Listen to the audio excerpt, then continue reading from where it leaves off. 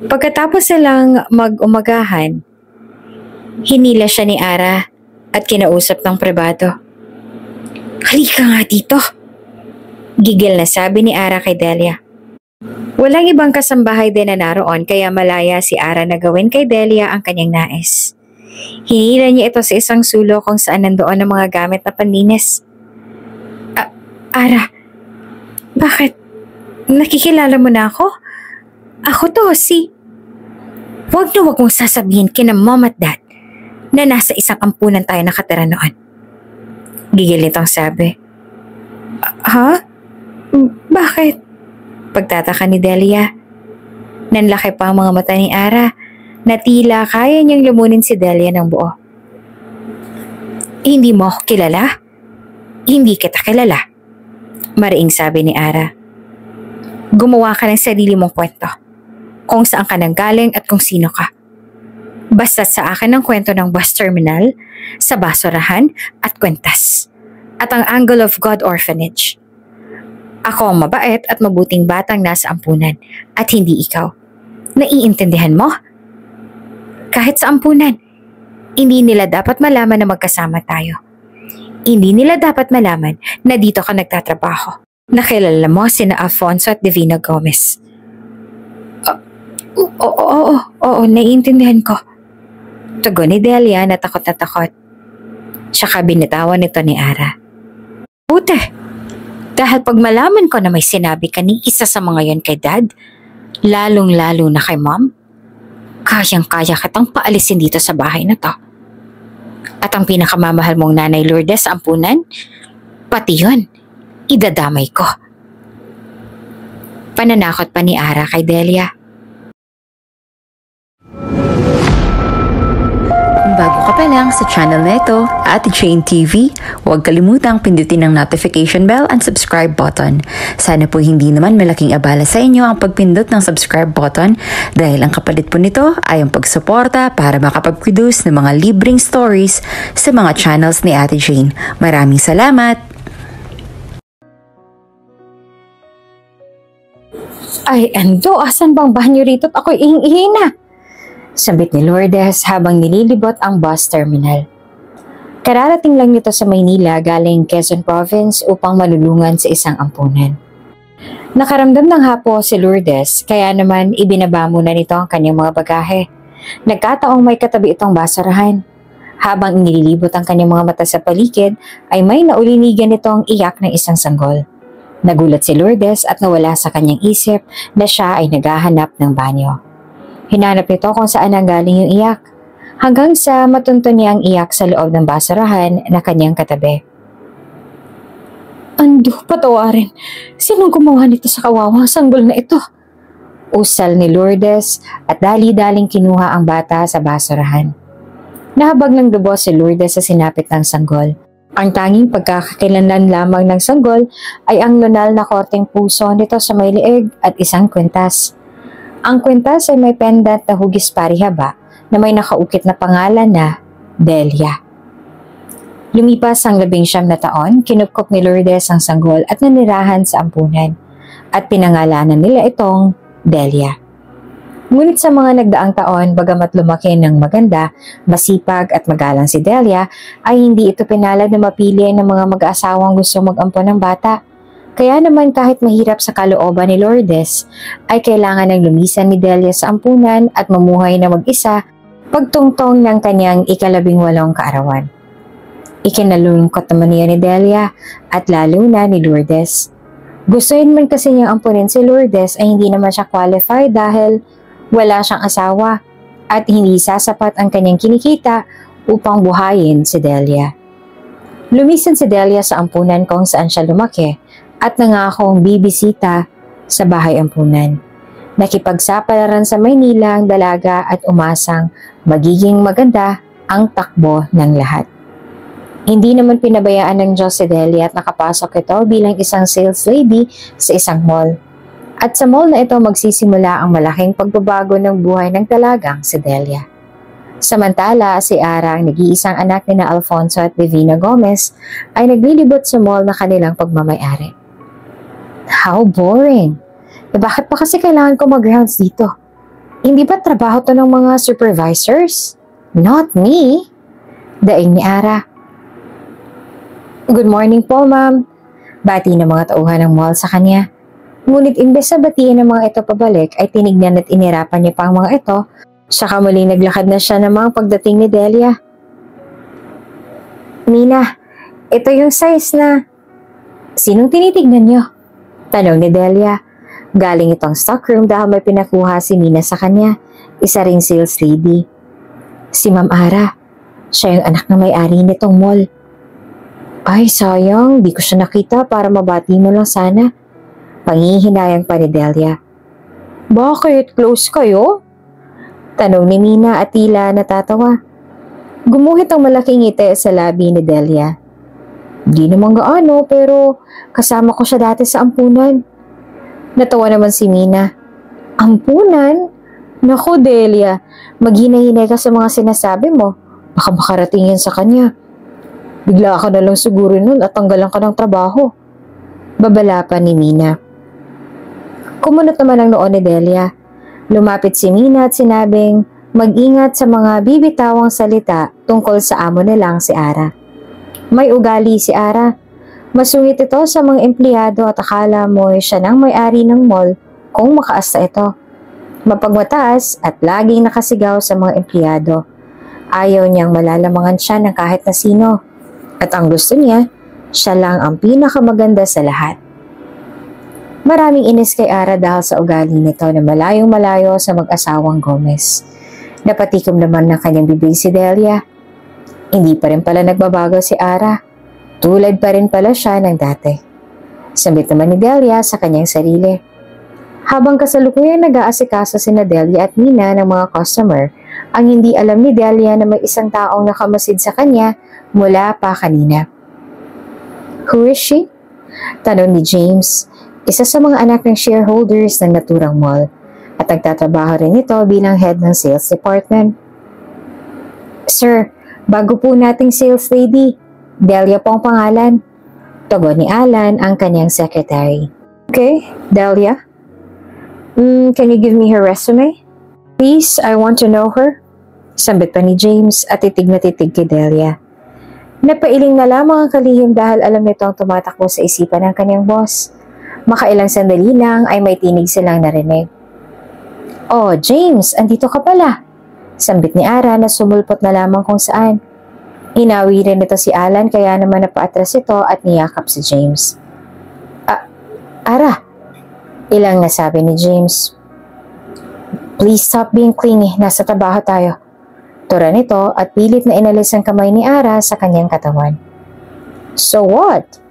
I'll be the future owner of this mall and they don't care if I'm clingy to my future husband? Ani ni Ara.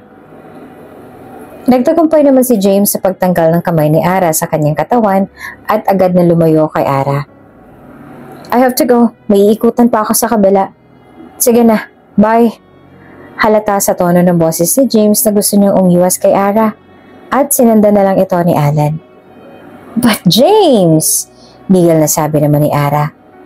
May gusto si Ara kay James at alam niya ni James dahil pinagsisigawan nito ni Ara sa lahat at ipinapakita nitong may gusto siya kay James. Ikinatuwa naman ito ng mga magulang ni James dahil alam nilang mas pagiging matibay ang relasyon ng kanilang pamilya at ng mga Gomez kung ang mapapangasawa nito ay ang nag-iisang anak na lang si Ara. Ngunit sa kasamaang palad, walang nararamdaman na espesyal si James kay Ara. Maganda naman si Ara. Sosyal at maraming young bachelor ang nagtatangkang manligaw dito. Subalit hindi kabilang dito ang binatang si James. Kinabukasan, Miss, good morning. Anong available na kulay ng rubber shoes na to? Tanong ni James habang hawak sa isang kamay ang rubber shoes. Nasa harapan nito si Delia na kasalukuyang nakatayo sa tabi ng istante ng mga sapatos. Nang nakuha na ni James ang atensyon ni Delia, ay kinindatan niya ito upang makapagpapansin. May blue, black at red po, sir. Agad namang sagot ni Delia na tila baliwala ang ginawa ni James.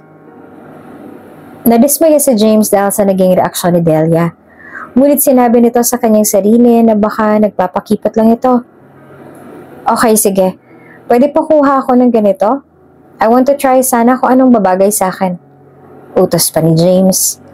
Matapos malaman ng size ng paa ni James ay kinuha ni Delia ang mga nakadisplay na sapatos at ipinakita iyon kay James. Gusto ko yung nasa stock, utos pa ni James. Kung okay lang, Miss? Tanong ni James at tila nagpapahiwatig kay Delia na sabihin ang kanyang pangalan. Okay po sir, kukuha lang po ako sa stockroom. Wala pa ring epekto kay Delia ang ginawa ni James. Tumangutango na lamang si James at medyo nainis na. Na nakalayo na si Delia ay agad na lumapit si Alan. Sabi ko naman po kasi sa inyo sir, hindi uubra ang ganitong strategy niyo. Bulong nito. Watch and learn. Pakipot lang yan pero ang totoo kinikilig na yan sa kindat ko. Ani pa ni James. Samantala sa stockroom, Naks naman, jackpot sa customer, 3 kukunin. Puna ni Mina na nasa stockroom din ang oras na yon. Busangot naman na humarap si Delia. Hindi, susukatin lang yung mga to. Nagulat naman si Mina. Teka, size 7 naman yung nakadisplay dun ah. Nabili na ba yung mga yon? Hindi, gusto raw niya yung nasa stockroom. Ando, naalibadbara na nga ako sa lalaking yan. Samang-samang lalaki na naman. Panikindat pa. May sakit ata yun sa mata eh. Inisasabi pa ni Delia. Tila taliwas ang naging reaksyon ni Delia sa inaasahan ni James. Ngunit dahil customer nga si James ay kailangang maging mabait siya dito. Pagkadala ng mga sapatos ay sinukat ito ni James. Makailang balik pa si Delia sa stockroom dahil iba't ibang sizes ang pinakuha ni James. Marami itong reklamo na kesyo masikip, maluwag, masakit sa paa at kung ano-ano pa. Tumagal ang pamimili ni James ng 1 oras at halos maubos ang pasensya ni Delia kay James. Sir, eto po yung last stock namin ng ganitong kulay. Hingal na sabi ni Delia galing stockroom. Nakaupo noon si James at hinihintay si Delia. Nakatitig lamang ito sa dalaga. I've changed my mind, usal pa ni James. Halos mahulog ang panga ni Delia sa kanyang narinig. Namula ang mukha nito at kitang-kita ni James na tumikom ang kamao nito sa inis. Ngunit imbes na kabahan ay nagustuhan niya ang kaniyang nakitang reaksyon ng dalaga. Kaya naman para mas mainis si Delia ay dumampot na lang ito ng ibang rubber shoes sa estante na kaniyang katabi. Ito na lang ang kukunin ko. Wika nito sabay nginitian si Delia na mapang-asar. Po? Sabi ko ito na lang ang kukunin ko. Thank you for assisting me. Miss? Sinubukan ulit ni James na malaman ang pangalan ni Delia. Ngunit sa kasamaang palad ay napatalikod na lamang si Delia sa inis. Delia, kalma. Kalmahan mo lang. Sabi ni Delia sa kanyang sarili at muling humarap kay James na may peking ngiti sa kanyang labi. Okay po sir, kukuha lang po ako ng box, sadali lang po. Ani nito at kumuha na ng kahon. Natuwa naman si James sa naging reaksyon ni Delia. Kuhang-kuha nito ang inis ng dalaga. Ngunit hindi sang-ayon dito si Alan na kanyang assistant. Ako sir, very wrong yung diskarte niyo. Akala ko ba hahatawin na kayo ng hawak niyang sapatos kanina? Nakita niyo po ba yung pamumula niya sa sobrang inis? Ani ni Alan. Oo, kitang-kita ko. And I like it. Natutuwa ako. Nakangiti naman itong sabi. Subalit ang ngiti nito ay napalitan ng makita ni Alan si Ara. Sir, yung anino nyo, sabi ni Alan. Asan? Asan? Paglingon ni James ay nakita niyang papalapit na si Ara kaya naman dali-dali itong tumayo at iniwan ang sapatos na hawak at saka umalis. Pagbalik ni Delia ay wala na si James. Ando, nakakasura ang lalaking yon. Samang lalaki na naman. Makikita niya sa susunod na magpakita siya, ihahato ko sa kanya yung mga sapatos na to. Gigil na sabi ni Delia. Sa kabilang banda, si Divina naman, ang asawa ni Alfonso Gomez, ay abala sa pagbibake ng cookies na kanyang ipapamahagi sa mga ulila sa ampunan. Naging ugali na ni Divina na lumibot sa mga ampunan at magkatid ng saya sa mga batang nandoon. Lalo na sa Angel of God Orphanage. Pagsabit ng gabi ay dumating na ang kanyang mag-ama. sina Alfonso at Ara galing opisina. Nagtungong mag-ama sa kusina upang puntahan si Divina. Mahal, andito na kami. Ang bango naman ng mga yan. Wika ni Alfonso. Nasa isang tabi lang si Ara at kumuha ng isang cookies sa tray na nakahilera sa kanyang harapan. Baka naman nagpapakapagod ka, ha? Hayaan mo ng mga kasambahayang tumapos niyan. Sabay hinalikan nito sa noo ang asawa. Miti nang walang kasing tamis si Divina si Alfonso. Hindi naman mahal, masaya ako sa ginagawa ko kaya hindi ako nakakaramdam ng pagod. At saka para naman to sa mga bata sa ampunan. Bumaling si Divina kay Ara na kasalukuyang tinitikman ng mga cookies. Ara anak, bukas sa Angel of God Orphanage kami pupunta. Gusto mo bang sumama? Tanong nito sa anak. Po? Muntik nang malunok ni Ara ang buo ng kanyang kinakain sa gulat. Ang sabi ko, sa Angel of God Orphanage kami pupunta bukas. Baka gusto mo sumama para makita mo sina Lourdes at iba pang nag-alaga sa'yo noon. Ulit pa ni Divina. Thanks but no thanks, Mom. Alam niyo namang hindi maganda naging karanasan ko sa ampunan na yun. I really don't know why you're still going to that place. Pagdadabog na sabi pa ni Ara at init siya ng hawak na cookies sa tray. Nakakawalang gana? Nangulumod pa ito. Pero anak, sila ang kumukup sa'yo noon. Kaya sobrang laki ng utang na loob namin ng papa mo sa kanila. Paluwanag pa ni Divina. Tinalikuran lang ito ni Ara at saka nagsalita. No, Mom. You are doing this dahil hindi ako enough para sa'yo. At saka ito naglakad, pasulong. Ara anak, hindi. Divina. Awat pa ni Alfonso at tinawakan sa braso ang asawa. Hayaan mo na muna siya. Pagod lang siguro siya sa trabaho. Pero Alfonso, hindi naman yun ang ibig kong sabihin. Naiiyak na sabi ni Divina. Alam ko, mahal ko. 11 taon na nakalipas.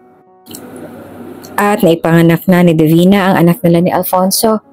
Isa itong babaeng sanggol na may nunal sa leeg na korteng puso. Tuwang-tuwa pa ang mag-asawa dahil sa munting regalong ibinigay sa kanila ng poong may kapal. Kaya naman nagkaroon lalo ng dahilan ng mag-asawa upang magtrabaho at magsumikap sa buhay. Isang munting regalo ang ibinigay ni Alfonso sa kanyang uli kaiha. Isang kwintas na may bar na pendant at nakaukit doon ang pangalang Delia. Ngunit sa isang hindi inaasahang pangyayari, ang sumubok sa katatagan ng mag-asawa. Hindi nila akalain na ang kinuha nilang kasambahay ay nagtatrabaho pala sa isang sindikato. Ang modus ng mga ito ay pumasok na kasambahay. Matapos kunin ang loob ng kanilang amo ay sa kanila ito nanakawan. At sa kasamaang palad, naging biktima ang mag-asawa ng mga ito. Isang gabi, habang matiwasay na natutulog ang mag-ina na sina Divina at Delia, ay ginagawa na ng mga ito ang kanilang masamang balak. Nasa trabaho pa noon si Alfonso kaya sila lang nasa bahay. Pumunta lang sa banyo si Divina at sa kanyang pagbalik ay nawawala na ang kanyang anak sa kama. Hinanap nito ang anak sa buong kwarto dahil sanggol pa lamang ito ay imposible namang mapadpad ito kung saan. At nang puntahan nito ang kanyang kasambahay upang magpatulong ay wala rin ito sa kanyang silid. Nataranta si Divina at hindi malaman ang gagawin. Hanggang sa napag-alaman nilang nanakawan na sila ng pera, alahas at ilang kagamitan. Bukod doon ay kinuha rin ng mga ito ang kanilang anak. Halos mawala sa katinuan si Divina dahil sa nangyari. Sinisisi nito ang kanyang sarili. Alfonso, bakit pati ang anak natin? Kunin na nila lahat ng pera. Alahas, lahat. Ibalik lang nila ang anak ko. Delia, anak ko. Gabi-gabi nitong iyak sa asawa. Ilang buwan din nilang hinanap ang kasambahay na kumuha sa kanilang anak. Bagamat nahuli nila ito at napakulong, ay hindi na nila nakita pa ang kanilang anak dahil itinapon daw niya ito sa basurahan sa isang bus terminal. Ilang buwan na noon ang nakalipas at kahit anong gawing paghanap ni Alfonso at Divina ay suntok sa buwan ng mahanap pa ang kanawawala nilang anak. Napuno naman ang kalungkutan ng puso ng mag-asawa, ngunit hindi pwedeng huminto ang kanilang buhay. Nawala man ang kanilang anak, ay naging maswerteng mag-asawa sa negosyo.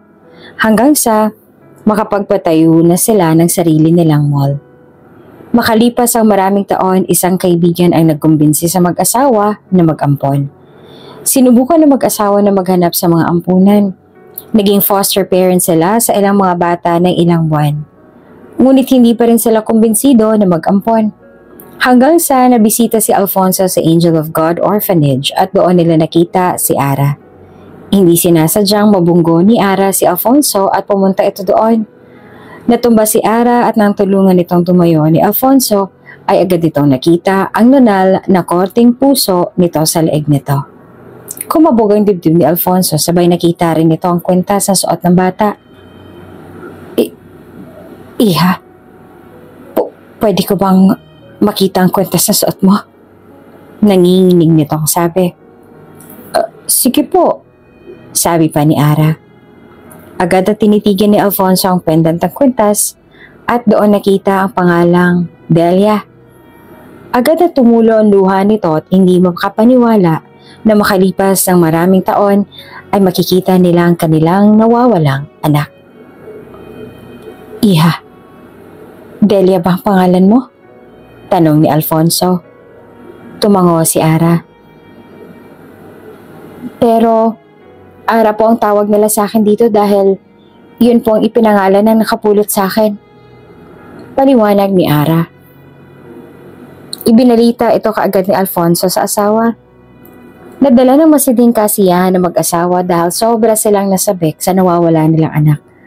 Agad nilang prenoseso ang pagkaampon dito kahit na wala pa silang katibayan kung ito ba talaga ang kanilang anak na nawawala.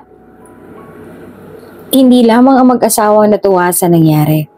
Pati na rin si Ara dahil makakaalis na siya sa ampunan. Paalam na Ara.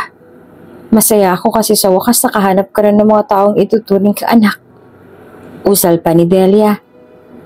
At noon ang nararamdaman ni Delia. Masaya siya para kay Ara.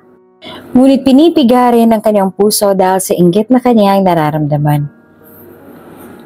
Mamimiss ka namin. Dagdag pa nito. Ganun talaga ang buhay. Pagmamalaki pa nitong sabi. Malay mo, makahanap ka rin ng mga taong mag-aampon sa'yo bago ka mag-18. Nakangisi nitong sabi. Sana Ara kasing swerte mo ako. Balungkot pang sabi ni Delia. Nanirahan sa iisang ampunan sina Delia at Ara. Magkasing edad din ang dalawa, talos sabay na dinala sa ampunan. Nauna na lang si Ara ng ilang araw. Dinala ito ng kanyang tunay na mga magulang dahil hindi na siya kayang buhayin ng mga ito. Bagamat itinuturing na kaibigan ni Delia si Ara, kabaliktaran naman ang turing ni Ara kay Delia. Pakiramdam nito ay kahati siya sa atensyon si Delia sa lahat ng bagay. Naiinggit ito kay Delia at gusto nito na ang lahat ng meron si Delia ay meron din siya. Tulad na lang ng nunal na koteng puso sa liig nito. Palagi itong nagdodrawing sa kanyang leeg para magkaroon siya ng kakaibang nunal. Bukod doon ay hinihiram din ito ang kwintas ni Delia na siyang tanging ala-ala sa kanyang tunay na pagkatao. At kung minsan ay hindi na ito binabalik ni Ara at gustong angkinin ng kwintas. Sa murang edad ay nagawang magsinungaling ni Ara. Nang makita niya si Alfonso at napansin nitong kilala ni Alfonso ang kwintas sa kanyang suot, pinaniwala niya ang mag-asawa na siya si Delia na kanila nawawalang anak. Hanggang sa tuluyan niya nang nalanse ang mag-asawa. Inampon, binihisan at pinag-aral nila si Ara sa ibang bansa. Pinuna ng mga taong lumipas at tuluyan na ngang nasilaw si Ara sa mga material na bagay na dapat ay si Delia ang tumatamasa. Nasa kusina pa rin ang mag-asawa at pinapakalma ni Alfonso si Divina dahil sa nangyaring sagutan nila mag-ina. Alfonso, alam ng Diyos kung gaano kong kamahal si Ara. Alam kong mali na pinaghinalaan ko na hindi siyang tunay nating anak pero kasi hindi matuloy na Divina ang kanyang gustong sabihin dahil alam niyang ikakasira ito ng kanilang pamilya. Mahal ko, naiintindihan ko naman ang nararamdaman mo. Sa ating dalawa, ikaw ang may mas kilala sa anak natin dahil sa iyo siya nanggaling. 9 na buwan mo siyang dinala. Aminado ako. Nadala ako sa mga palatandaan natin kay Delia noong baby pa siya.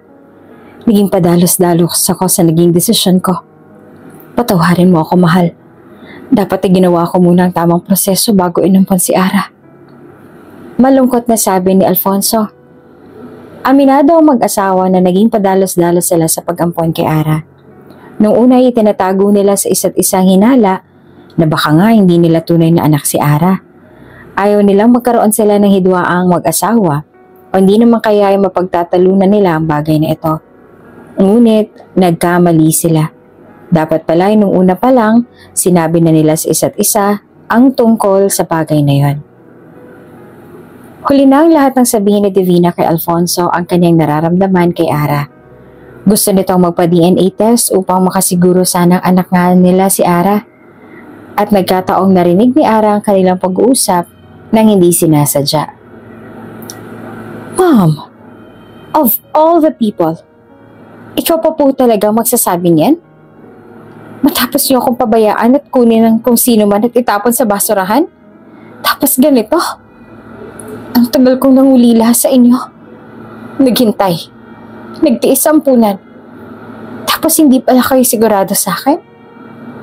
Hindi niyo ako pinaniniwalaan na anak niyo ako? Ang sakit, Mom. Ang sakit. Sana, hindi niyo na lang ako inampon. Sana, hindi niyo na lang ako nakita sa ampunan. Sumbat pa ni Ara. Nasaktan ng lubos ang mag-asawa lalo na si Divina at mula noon ay lumayo na ang loob ni Ara sa kanya. Sa kasalukuyan, ito pa rin ang hinaharap na problema ng mag-asawa, ang hinala at pagkukubli ng katotohanan. Habang si Ara ay pilit na inaangkin ang katauhan ni Delia. Samantalang si Delia naman ay hindi inaasahan ang muli nilang pagkikita ni James sa mall. Unti ka nang maliit kanina, nakita kita tumatakbo sa likod. Tanong ni Mina na makita si Delia papunta sa kanyang pwesto. Paano ba naman? Nang papasok ako kanina, nasira yung bag ko. Lahat ba naman ng gamit ko nagsambulat sa kalsada? Mabuti na nga lang may tumulong sa akin kanina. At alam mo ba kung sinong tumulong sa akin? Sino? Yung lalaking kinayayamutan ko. Yung customer na nagpakuha ng stocks tapos iniwan na lang ako basta. Ay talaga? Naku Delia, baka naman may gusto yun sa'yo. Ano sa palagay mo? Tukso ni Mina. Ngumisi lang si Delia, wala pa kasi sa kanyang isip ang tungkol sa pagkakaroon ng nobyo. Ano bang pinagsasasabi mo dyan? Nangiinis lang siguro yun.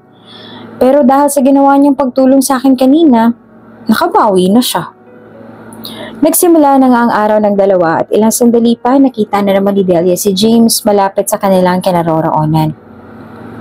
Ano to? Ayan! Ay ang lalaking yan. Yan ang customer ko nung isang araw na pinalabas lahat ng kulay at size ng sapatos. Tapos iba yung kinuha. Pero biglang nawalang parang bulat. Sumbong ni Delia kay Mina sabay hata kay Mila sa likod ng estante ng sapatos. Talaga? Nasaan?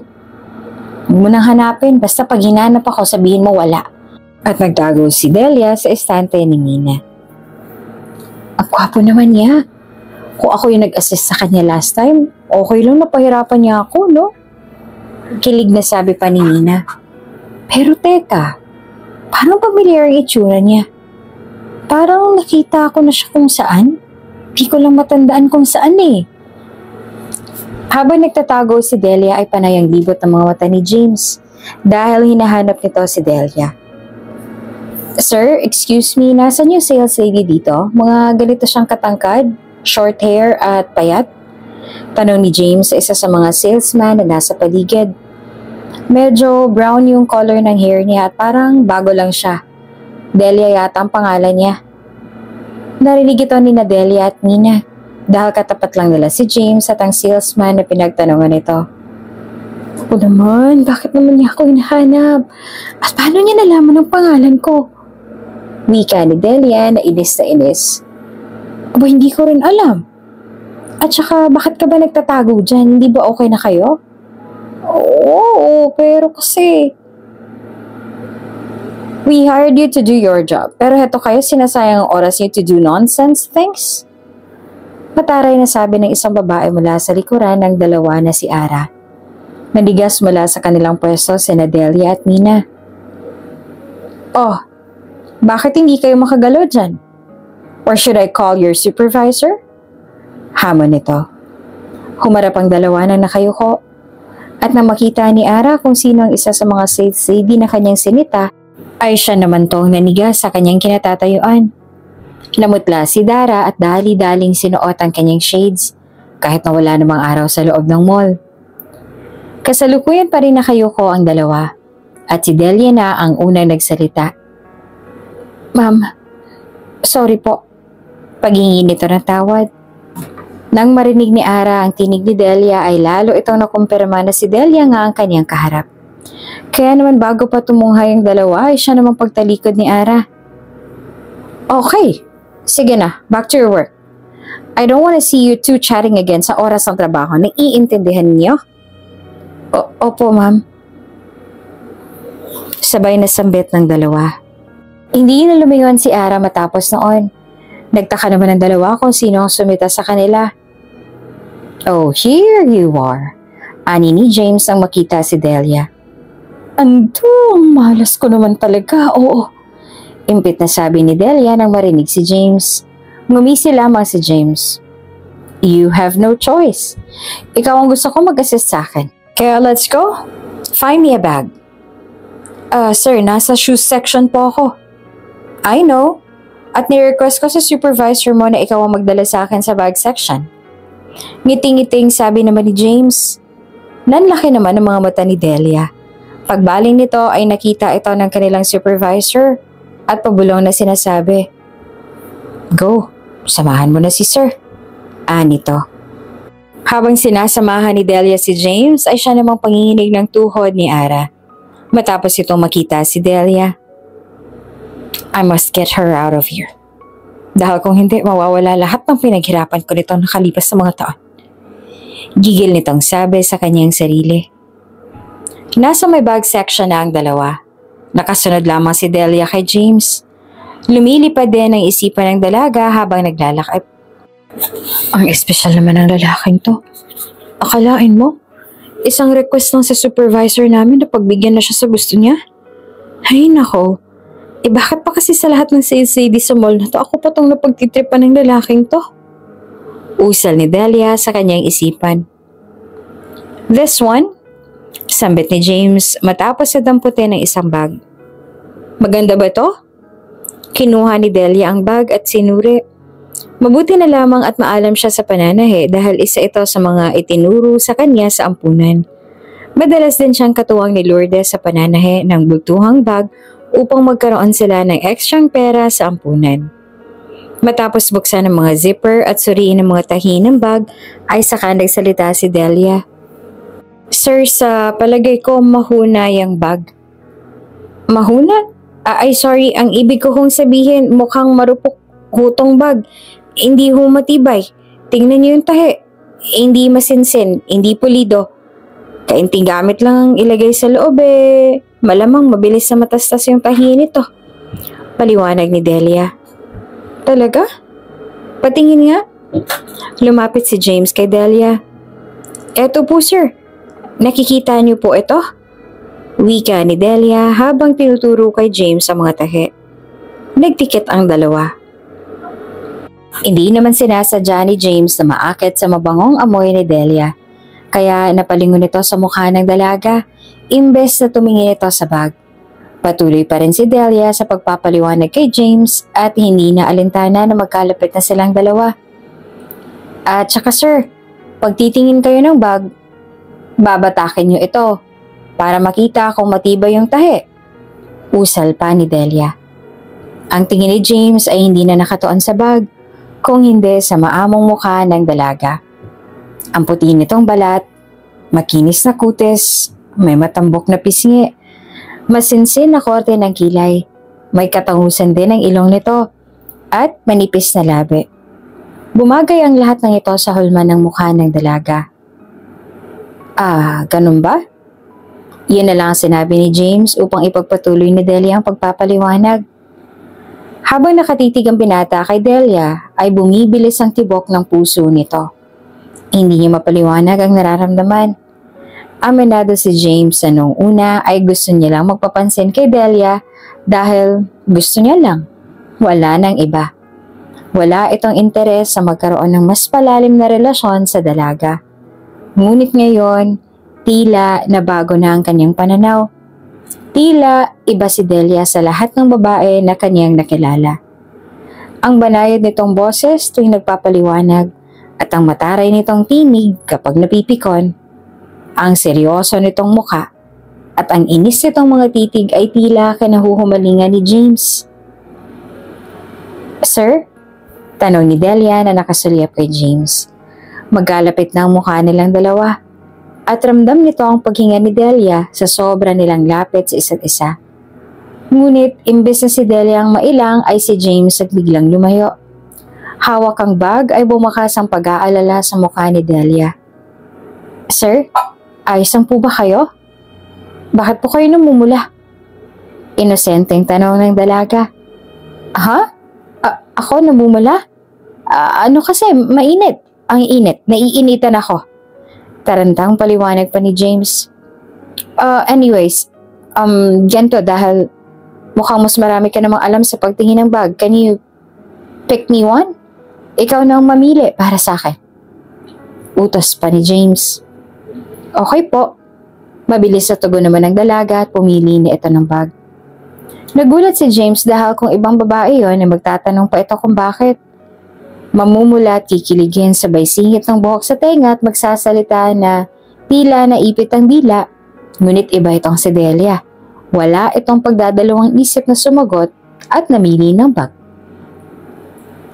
Habang namimili ng bag si Delia ay pinagmasdan lang ito ni James habang nakangiti at lalo itong nagustuhan ni James. Habang namimili ang dalawa ng bag ay nakabantay naman si Alan sa bukana ng bag section. Wala itong pinapupunta sa bahaging iyon ng mall. Sorry po ma'am sir, hindi po muna pwedeng pumunta dito, pasensya na po." Ngiting-ngiti nitong sabi upang magbigay suporta sa kanyang boss na si James. Dumaan ang mga araw, sumapit ang day off ni Delia. At tulad ng kanyang pinangako sa tao, ay sa ampunan dumalaw siya doon. "Delia anak!" Salubong ni Lourdes na makita sa gitang kanyang anak-anakan. "Nay Lourdes!" Ngiti-ngiti naman sabi ni Delia. Nagkamustahan ng dalawa at nagkwentuhan ng mga nangyari sa kanila nitong nakalipas na linggo. Siya nga pala, nagkita na ba kayo ni Ara? Hindi ba't nasa isang kumpanya lang kayo? Tanong ni Lourdes.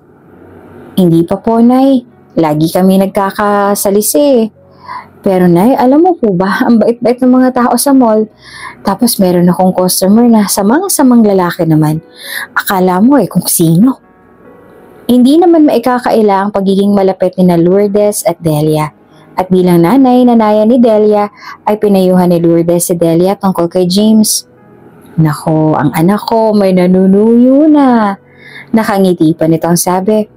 Kumunot naman ang noon ni Delia dahil hindi nito alam ang nais ipahiwatig ng kanyang nanay Lourdes.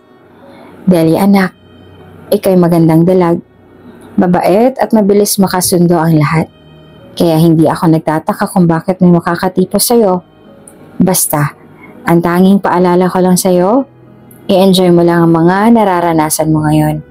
Pag-isipan mo lahat ng magiging desisyon mo at huwag pa iiralan ng damdamin. Madalas kasi sa pagiging padalos-dalos natin, doon tayo nagkakamali." Payo pa ni Lourdes. "Opo, Nay. Tatandaan ko po yan." Sambit pa ni Delia. "Ay, ang anak ko, dalaga na talaga. May manliligaw na. Sa susunod na bisita mo, baka may katipan ka na, ni."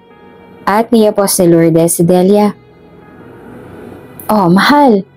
Hindi mo naman sinabi na pupunta ka pala dito." Gulat na sabi ni Alfonso. "Kung nagsabi ako na pupunta ako dito, di hindi na sana surprise. Ikaw talaga." Tugon pa ni Divina habang nilalabas ang mga Tupperware na may lamang pagkain. Teka, nasaan si Ara? Pinagluto ko siya ng favorite niyang stew tapos may cucumber salad din akong dala." Ang masayang mukha ni Alfonso ay napalitan ng lungkot. Nagpaalam siya na mag-lunch out daw siya, pero gusto mo tawagan ko? Baka hindi pa naman siya nakakalayo. Nandumo si Divina sa kanyang narinig. Ngunit para hindi maapektuhan pati ang kanyang asawa, ay pinilit nitong humiti. "Akalain mo yun? Si Ara kasi talagang pinunta ko dito pero dahil wala siya, sige na nga, pagtatsagaan na kita. Biro pa ni Divina. Ay, grabe ka naman mahal. Talagang mas mahal mo ang anak natin kaysa sa akin? Aba, oo naman. Mas mahal ko si Ara kaysa sa'yo. At sabay silang tumawa. Ngunit sa likod ng mga tawa ni Divina ay tila sinasaksak siya paunti-unti. Pakiramdam niya, wala siyang kwentang ina dahil sa mga nangyari. Mula nang sanggol pa lamang ang kanyang anak hanggang ngayon na pinaghihinalaan niya si Ara. Matapos pagtanghalian ay lumisan na si Divina. Ayaw nitong makasagabal sa trabaho ng kanyang asawa. Ngunit bago ito tuluyang umalis ay dumaan muna ito sa opisina ni Ara at inilagay sa mesa nito ang tanghaliang kanyang inihanda. May nakalagay pa itong note, I love you anak. Habang binabagtas ni Divina ang daan pa uwi, ay napadaan ito sa isang bus terminal. Inihinto nito ang kanyang sasakyan sa tabi. Nakatitig lang siya sa entrada ng bus terminal hanggang sa napagdesisyonan niyang pasukin ang bus terminal at maglibot. Matapos makahanap ng pagpaparadahan ng kanyang sasakyan ay pinuntahan niya ang bus terminal. Ano ba itong ginagawa ko sa lugar na to? Divina, nahanap mo ng anak mo. Bakit balik ka pa rin ng balik sa lugar na to? Wika ni Divina sa kanyang sarili. Hindi niya maiwasang silipin ang bawat basurahan na kanyang madaanan. Weird man, ay tinignan niyang hindi alam na Divina kung bakit niya yung ginagawa. Ma'am, ayos lang po kayo? May natapon po ba kayong dapat hindi itinapon? Tanong ng isang babae kay Divina. Ay wala. Napahinto naman si Divina sa pagsasalita nang makita ang dalaga sa kanyang harapan. Kawangis niya ito nung siya'y dalaga pa. Tila nananalamin siya habang kaharap ang dalaga. Magkapantay din ang kanilang taas at pati ang kurba ng kanilang kilay ay magkamukhang magkamukha. Ma'am? Ulit na tanong ni Delia na may halong pag-aalala. Namuta rin kasi si Divina na para bang nakakita ng multo sa kanyang harapan. Wala naman. Ano kasi? Wala lang ako sa sarili ko. Sorry kung naabala kita. Ani ni Divina at inilihis ang kanyang tingin sa dalaga. Bumilis ang tibok ng kanyang puso. Parang sasabog ito at hindi niya maintindihan ang nararamdaman. Paalis na sana si Delia, ngunit hindi nito maatim ang naging reaksyon ni Divina. Ma'am, gusto niyo po ba samahan ko po muna kayo? Tanong ni Delia. Hindi naman na umimik si Divina. Hindi po ako masamang tao. Ito po ang ID ko sa trabaho. Kakakuha ko lang din po ng NBI at police clearance. Alam ko, dala ko yun eh. At hinalugog na nga nito ang kanyang bag. Sige na Iha, naniniwala na ako. Natatawa pa nitong sabi. Iha, anong pangalan mo? Tanong ni Divina. Delia po, ma'am. Wika nito. Delia? Ang ganda naman ng pangalan. Wika ni Divina. Natuto na si Divina sa pagkakataong to. Kahit kapangalan ni Delia ang kanyang anak, ay hindi ito nagpadala sa bugso ng damdamin. Marahil ay naisip nitong hindi naman maaaring si Delia ang kanyang nawawalang anak dahil matagal niya na natagpuan si Ara. Kahit na ang totoo sa kaibuturan ng kanyang puso, ay may kakaiba siyang nararamdaman patungo kay Delia. Nagkwento si Divina, sinabi nito ang tampuhan nilang mag-ina. Mapapasaan din po ba't magkakaayos din kayo ng anak niyo? Siguro kailangan niya lang po ng oras para makapag-isip at makapagpalipas ng sama ng loob. Nakangiting sabi pa ni Delia. Alam niyo po ba, ang swerte po ng anak ninyo dahil kayo ang naging magulang niya. At alam ko pong hindi niyo siya susukuan hanggang sa magkaayos kayong muli. Sabi nga po nila, walang magulang raw ang nakakatiis sa anak. Gumaan ang loob ni Divina matapos makausap si Delia. Kahit na kakakilala pa lang nila, ay sobrang gaan ang loob nila sa isa't isa. Salamat Delia ha. At tinawakan nito ang kamay ng dalaga. At sana hindi po ito ang huli nating pagkikita.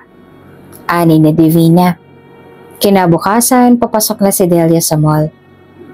Hi! Bati ng isang lalaki mula sa likuran ni Delia.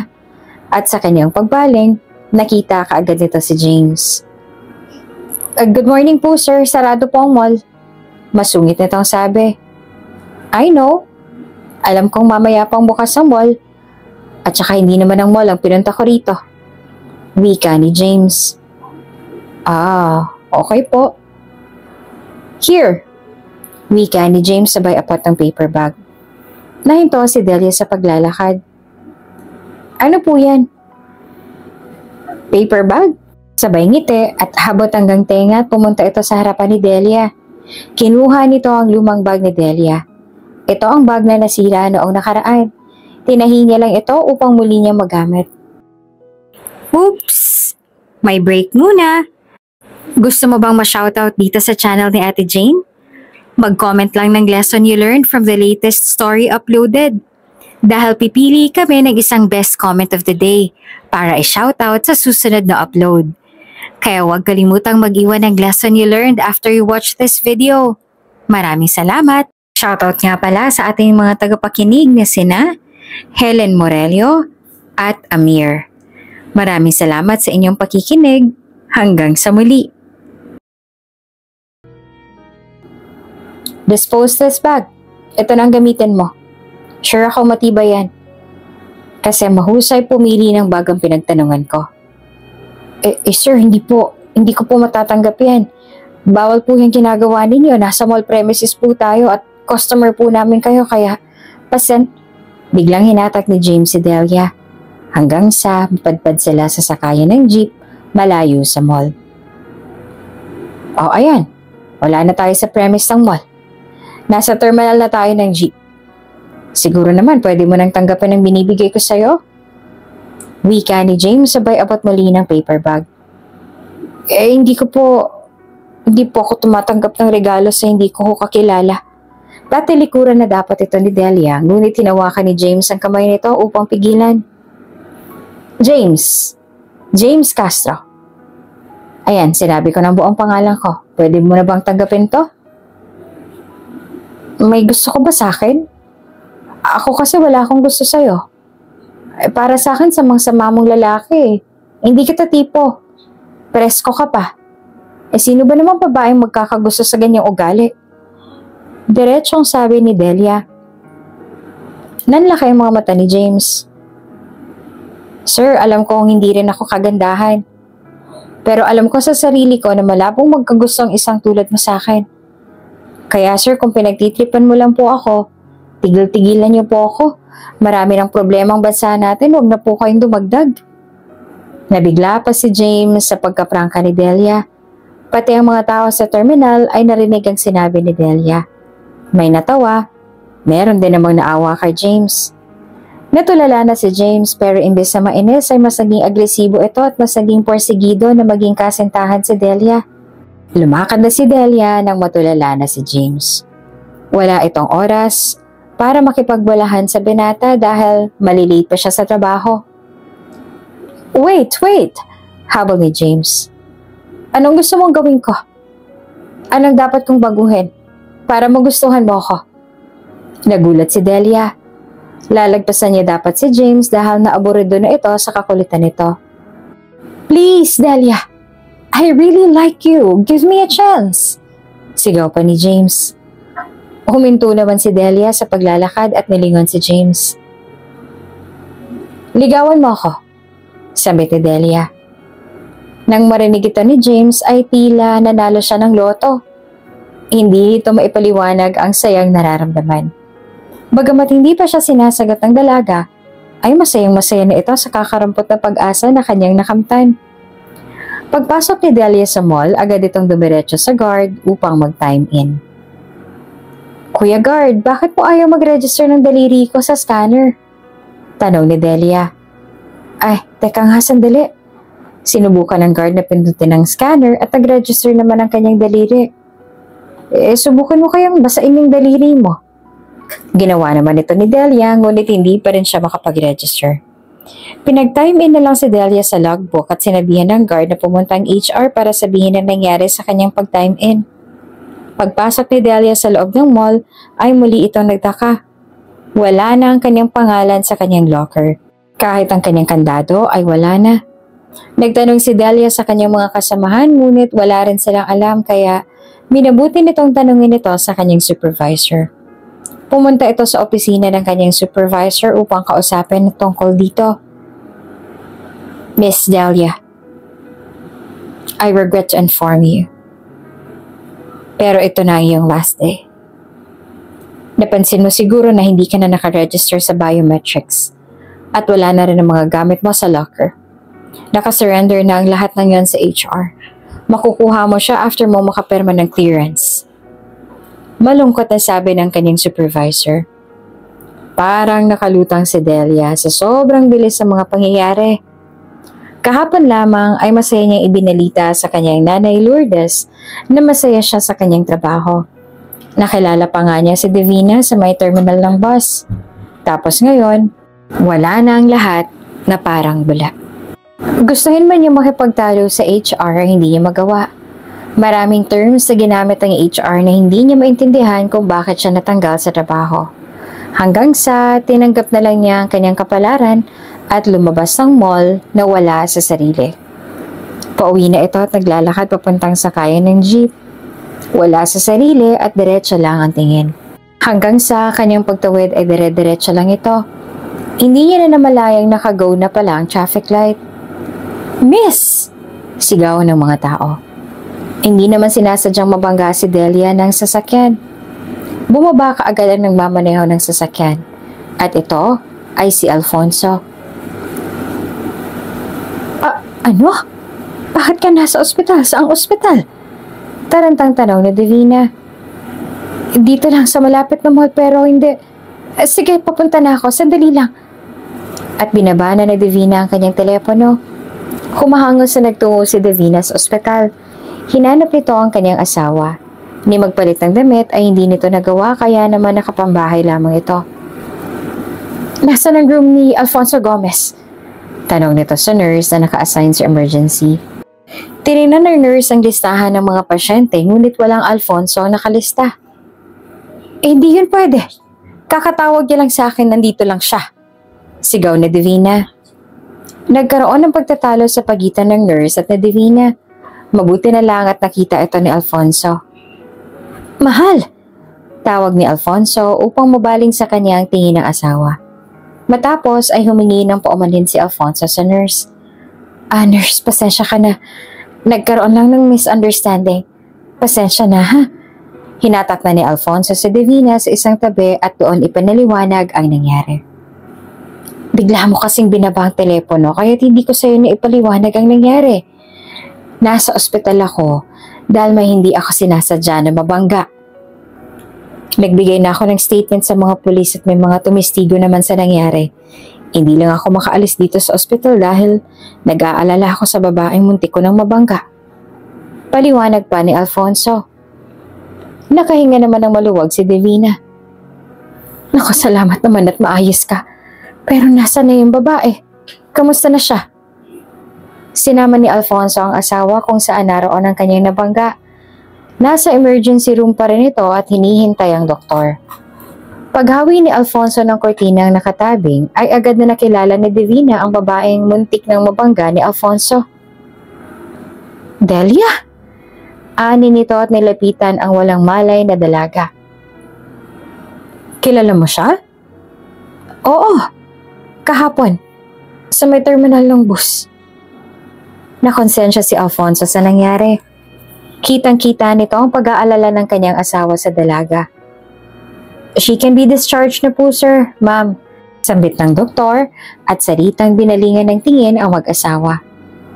Wala naman po siyang naging fracture or anything na pwede nating ikabahala sa kanyang health. If you'll excuse me po, pupuntahan ko lang po ang iba pang pasyente. Nagpasalamat na ang mag-asawang doktor na tumingin sa dalaga. Salamat sa Diyos at ayos ka lang, Delia. Sigurado ka bang walang masakit sa'yo? Tanong ni Divina habang hinahaplos ang buhok ng dalaga na kasalukuyang nakahiga sa kama. Opo, Ma'am Divina. Ayos lang po ako. Wala lang po ako sa sarili kanina. Malungkot itong sabi. Bakit naman, Iha?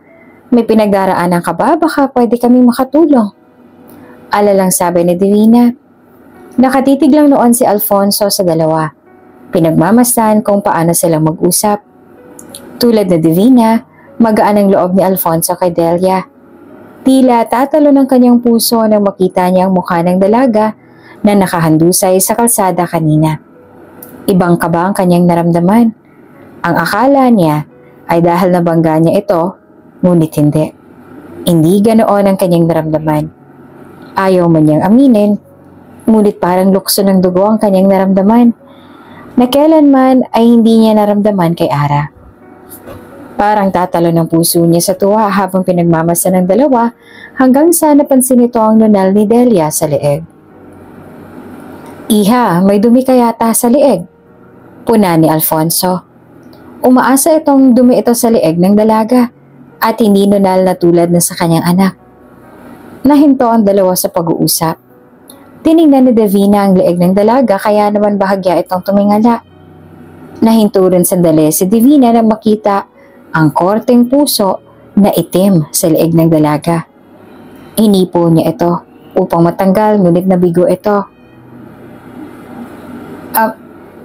Ma'am, ano ng dalaga? Hindi ho siya dumi. Tugon ni Divina na may nginig sa kanyang boses.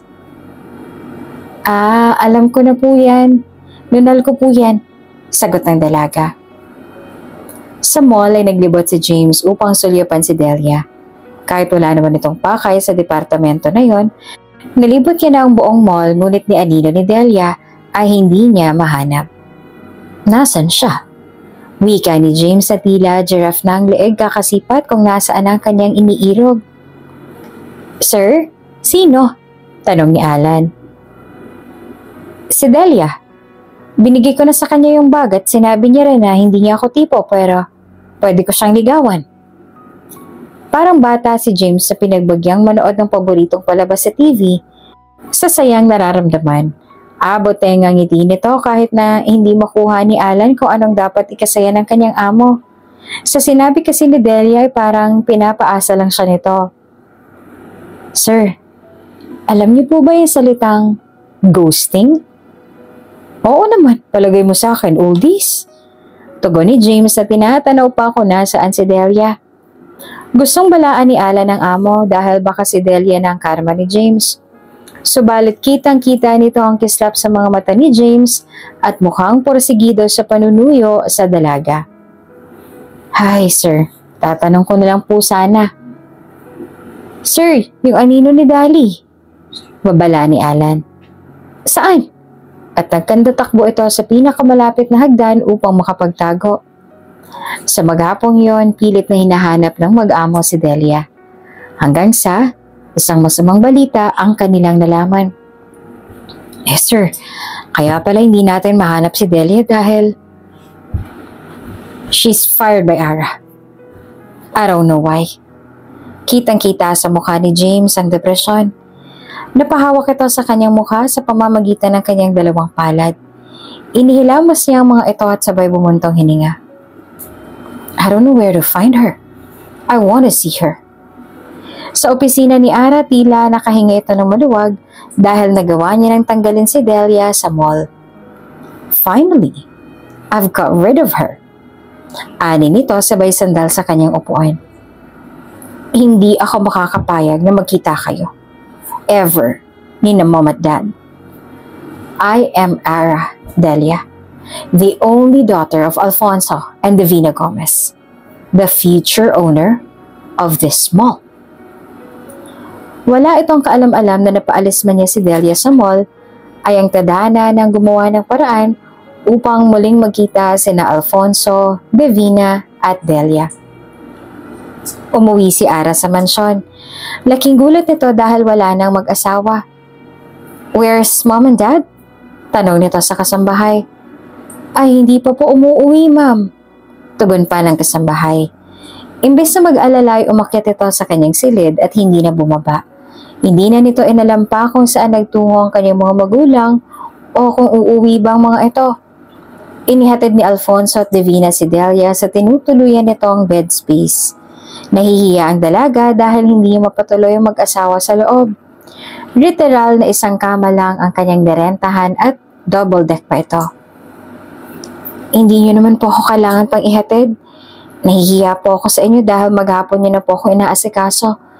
Malaking abala na po nagawa ko. Nahihiyang sabi pa ni Delia. Wala yon, ano ka ba? Hindi rin mapakali ang asawa ko kung iiwan ka namin sa ospital at hindi maahatid dito sa tinutuluyan mo. Paliwanag pa ni Divina. And I'm sorry sa nangyari sa'yo. Hindi ko alam na nagkaroon kami ng layoff ng biglaan. Huwag ka mag-aalala. Iimbestigahan ko ang nangyari. Pangako naman ni Alfonso. Nang tumawid si Delia sa kalsada ay wala ito sa kanyang sarili. Inamin niya ito sa mag-asawa at sinabi ng dalagang dahilan. Nang nalaman ni Alfonso kung saan siya nagtatrabaho, ay nagulat ito at nagtaka sa biglaang layoff. Nilamon ito ng hiya at nagtaka sa nangyari. Ay wag na po sir, hayaan niyo na po, baka hindi po talaga ako para sa trabahong yon. Mahal, paano kung kukunin ko siya bilang assistant ko? Personal maid? Suggestion ni Divina. Pwede naman para hindi yung mga katulong natin ang kinukulit mo na pumunta kung saan-saan. Minsan hindi na nila magawa mga gawain nila dahil kung ano-anong pinuutos mo sa kanila. Biro pa ni Alfonso sa asawa. Nabuhayan si Delia sa kanyang narinig. Bumaling si Alfonso sa dalaga.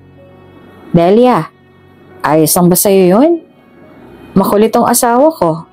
Kung ano-anong ipapagawa sa'yo nito. Hinampas ang mahina ni Divina ang asawa. Hindi naman mahal, tinutulungan ko rin naman sila sa mga gawain sa bahay. At alam ko namang masaya sila sa mga ginagawa namin. Paliwanag ni Divina. Opo sir, ma'am. Tugon ni Delia sabay tango ng makailang ulit. Ayos na po sa akin yun. Hindi po ako mapili sa trabaho. Kahit ano po. Natawa ang mag-asawa. O siya, sige. Iligpit mo na mga gamit mo. Ani ni Divina. Po? Pagtataka ni Delia. Simula ngayon, sa mansyon ka natitira. Bilang personal assistant ko. Ngingiting-ngiting sabi ni Divina. Talaga po, ma'am? Dahil sa tuwang nararamdaman ay hindi na napigilan ni Delia na yakapin si Divina. Nagulat si Divina. Nung una ay nag-aalangan ito kung yayakapin din ba niya si Delia o hahayaan niya lang ito sa ganoong posisyon. Subalit parang tinutunaw ang kanyang puso dahil sa nakitang reaksyon ni Delia. Kaya automatikong lumapat ang braso at kamay nito sa likod ng dalaga at niyakap na rin ito. Nakatingin naman si Alfonso sa dalawa at masaya itong pinagmasdan. Kinabukasan, maagang gumising si Delia. Tumulong kaagad ito sa pagluluto ng agahan. Tulad sa mall, naging magiliw ito sa kanyang mga kasamahang kasambahay at ginalang ang lahat. Maaga din bumaba si Divina upang magluto ng agahan. Oh, Delia, ang aga mo namang gumising, magpahinga ka pa sa kwarto ninyo. Sabit ni Divina habang sinusuot ang kanyang apron. Ay, ma'am, good morning po. Maaga po talaga ako nagigising, nakagawian ko na po kasi yon. Ay, ganoon ba? O sige. Nakangiting sabi naman ni Divina at naganda na sila ng agahan. Palagi namang ginagawa ni Divina ang pagluluto ng agahan sa araw-araw.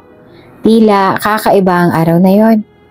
Punong-puno ng galak ang kanyang nararamdaman. Gustong-gusto niyang pakinggan ang boses ni Delia. Pagmasdan habang naghihiwa ng mga rekado, lalo na ang seryoso nitong titig sa kanya. Maya-maya pa ay bumaba na rin si Alfonso. Mula sa hapag ay nakatanaw ito sa kusina at pinagmamasdan ng asawa. Sa tagal naming mag-asawa, pero pangalawang beses ko palang nakakita ng mga ngiting yan, Divina. Una, nang ipinanganak niya si Delia. At ngayon kasama mo si Delia. Sambit pa nito. Gumuhit ang maliit na ngiti sa labi ni Alfonso. Ngunit biglang may mga aspiling tumusok sa puso nito. Biglang nagkaroon ng alinlangan hanggang naging pangamba. Biglang nagdalawang isip sa sayang nararamdaman. Naisip ni Alfonso, paano si Ara? Ang kanilang tunay na anak. Malaki naging tampo nito kay Divina dahil sa hindi sinasadyang paghihinala sa kanya. Tapos ay ganito ang kanyang mararamdaman sa pagdating ni Delia. Tama nga ba ang kanyang desisyon na ipasok si Delia bilang personal maid ni Divina? O mas lalala lang ang sitwasyon sa pagitan ni Divina at Ara? Hindi na malaya ni Alfonso na natutulala na siya ng matagal sa dalawa at hindi na napansin ang pagdating ni Ara. Pagbaba ni Ara, dumiretso ito sa mesa, magulo ang buhok. May eye mask pa ito sa ilalim ng kanyang dalawang mata. Nakalaylay ang strap ng kanyang pantulog at nakatsinelas na fabric. Pabagsak itong naupo sa hapag at tumulala. Ilang sandali pa, bigla itong nagwika. Ay, here we go again. Why naman kasi kailangan ko pang pumasok sa work? Daing pa nito habang nakatitig sa palatong kanyang kaharap. I'm rich naman. Dapat nagpa-party na lang ako palagi eh. Naulinigan naman ito ni Alfonso at bumalik sa realidad. Good morning, anak. Sambit pa nito pagkabaling kay Ara. Good morning, busangot na sabi nito. Dad, pwede ba akong hindi na pumunta sa work? Nakakapagod mag-rounds eh. Why do I have to do that kasi? Umupo naman si Alfonso sa kanyang pwesto sa hapag at saka ipinaliwanag sa anak kung bakit kailangan niyang gawin ang mga bagay na yon. You need to do that para maging handa ka kung i-take over mo ng kumpanya at sisimulan natin yon sa pamamalakad mo sa mall. Hindi pwedeng basta-basta ka lang uupo doon. Kailangan mong malaman ang lahat. Kung saan nakapwesto ang bawat section, kung sino-sino ang mga nakatao doon. Makilala ka ng mga tauhan natin. Ang mga simpleng bagay na yon ay training mo bilang may-ari ng mga negosyo natin. Dad, do I really need to do that? Ano pang sense ng mayaman tayo kung tayo rin naman palang magsusupervise ng lahat? Napailing na lamang si Alfonso. Ramdam nitong hindi magpapatalo ang anak at hindi naiintindihan ang kanyang punto. Okay, take your day off. 1 month off, thank you, Dad. At biglang lumapit sa ama at niyakap ito. Nagulat si Alfonso hindi dahil sa pagyakap ng anak, kung hindi dahil sa sinabi nitong 1 month off. Hindi na nito mabawi ang sinabi ng anak dahil ayaw niya nang humaba pa ang usapan. Wow, mukhang masaya yata ang anak ko. Good morning, Ara. Nakangiting sabi ni Divina. Dala-dala nito ang fried rice na kanilang niluto sa kusina at inilapag sa mesa. Good morning, Mom. I'm very happy because Dad allowed me to have 1 month off. I'm so excited. Magsischedule ako later ng mga out of towns and out of the... Nahinto si Ara nang makita ang kasunod ni Divina na babae. Hindi siya pwedeng magkamali. Si Delia ang kaniyang nakikita. Naguguluhan man na hindi dapat malaman ni Alfonso at Divina na magkakalala silang dalawa at galing sila sa iisang ampunan. Who is she? Tanong ni Ara na nawaring hindi kilala si Delia. Nagtaka naman si Delia dahil sa mga sinabi ni Ara. Gusto nitong sabihin, hindi mo ba ako nakikilala? Ako to, si Delia. Sa ampunan. Sa Angel of God Orphanage. Ngunit hindi niya na mabigkas sa mga katagang yon dahil bigla siyang nangdiit sa kanyang sarili. Tinitigan siya ni Ara mula ulo hanggang paa na tila hinuhusgahan na ang kanyang buong pagkatao. Pinandidirihan na para bang may nakakahawang sakit. Napayuko na lamang si Delia matapos ilapag ang plato ng spam at itlog sa hapag. Ay, siya nga pala Delia, ang personal maid ng mom mo, pakilala ni Alfonso. Nabago ang masayang aura ni Ara. Natahimik ito bigla at halata na sinulyapan niya ang tingin si Delia sa bawat pagpunta nito sa hapag. Ano ginagawa niya dito? Personal maid? Bakit kailangan ni mom ng personal maid? Teka, plinano kaya ito ni Delia? Tulad ng napapanood ko sa teleserye, magigante siya dahil inangkin ko ang katauhan niya? No, hindi to pwede. Hindi. Ito ang mga salitang umuugong sa isipan ni Ara ng umagang yon. Hindi man sumabay si Delia sa kanila ng agahan na yon, ay ramdam ni Ara ang presensya nito. Sumusubo siya ng kanin at ulam ngunit hindi niya malasahan ito dahil nakatuon ang kanyang isipan sa kakaisip ng paraan upang mapaalis si Delia. Hindi lamang bilang personal maid ni Divina, kung hindi sa kanilang buhay. Gayon din si James. Malalim ang iniisip kung saan hahanapin ang iniibig. Tinunton nito ang tinutuluyan ni Delia na umagang yon. Pero sabi ng landlady ay umalis na ito kagabi. Hindi alam ng landlady kung saan ito nagtungo kaya lalong nandumo ang binata. Sir, baka hindi talaga siya para sa inyo. Marami pa namang babae dyan tulad ni Miss Ara. So siya ni Alan. Sa tingin mo kay Ara na talagang bagsak ko? Wala na ibang choice. Napakamot sa kanyang batok si Alan. Hindi ko po alam, sir. Pero mahirap hanapin ang taong ayaw magpahanap. Okay, fine. Sige. 1 linggo. 1 linggo kong aaksayin ang panahon at oras ko sa paghahanap kay Delia. Pag hindi ko siya nahanap sa panahon yon, I'll give up. Tatanggapin ko kapalaran ko kay Ara. Desidido ang sabi ni James. Sir, paano naman kung makita niyo si Delia? Sunod na tanong naman ni Alan. Ngumiti si James. Hindi ko na siya pakakawalan. Sabihin na lang natin na siya ang magiging karma ko. At malugod kong tatanggapin na siya makakapiling ko habang buhay. Ang nanlulumo nitong mukha kanina ay napalitan ng pag-asa. Kahit alam kong hindi niya ako gusto, susubukan ko. Kahit 1% lang ang pag-asa ko, igagrab ko para sa mahal kong si Delia. Sir, iba po talagang tama niyo kay Delia, no? At tinapik pa ni Alan sa balikat si James. Sa opisina, bagamat ayaw ng ungkatin ni Delia ang kaniyang pagkakatanggal sa mall, ay hindi naman mapalagay ang kalooban ni Alfonso. Pinatawag niya ang lahat ng head at tinanong sa layoff na nangyari. Alumpihit ang lahat sa pagpapatawag ni Alfonso, lalo na ang bisor ni Delia. I checked our sales, finances and all. Actually, kailangan pa nga natin ng manpower. Pero ano tong nababalitaan ko na nagle-layoff tayo? Sino-sino yung mga tinanggal ninyo? Bakit hindi ko to alam? Sunod-sunod na tanong ni Alfonso. Namutla ang lahat. Hindi sila makatingin kay Alfonso. Anyone? O kailangan ko pa bang magtawag ng isa pa para mag-explain? Halata na sa boses ni Alfonso ang inis dahil walang makapagsalita. Kilala niyo ako, bihira ako magalit. Ako pa rin ang may-ari ng mall na to at may kapangyarihan akong... Si Ma'am Ara po. Nakapikit na sabi ng bisor ni Delia. Inutusan po akong tanggalin ni Ma'am Ara. Natanggalin daw po si Delia. Isa sa bagong sales lady sa department ko. Hindi ko po alam sa ibang department kung may ganitong case din sila pero sa department ko po si Delia po ang pinatanggal niya. Nakatitig lamang si Alfonso at hinayaang isalaysay nito ang nangyari. Andun din ang HR. Ang lahat ng taong sangkot sa nangyari, puwera kay Ara.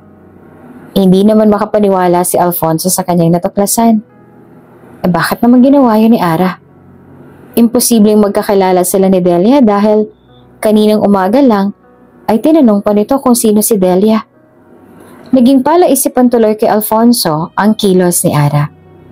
Gustong kumprontahin ni Alfonso si Ara bilang may-ari pa rin ng kumpanya dahil sa kanyang ginawa subalit nahahati siya dahil anak pa rin niya si Ara.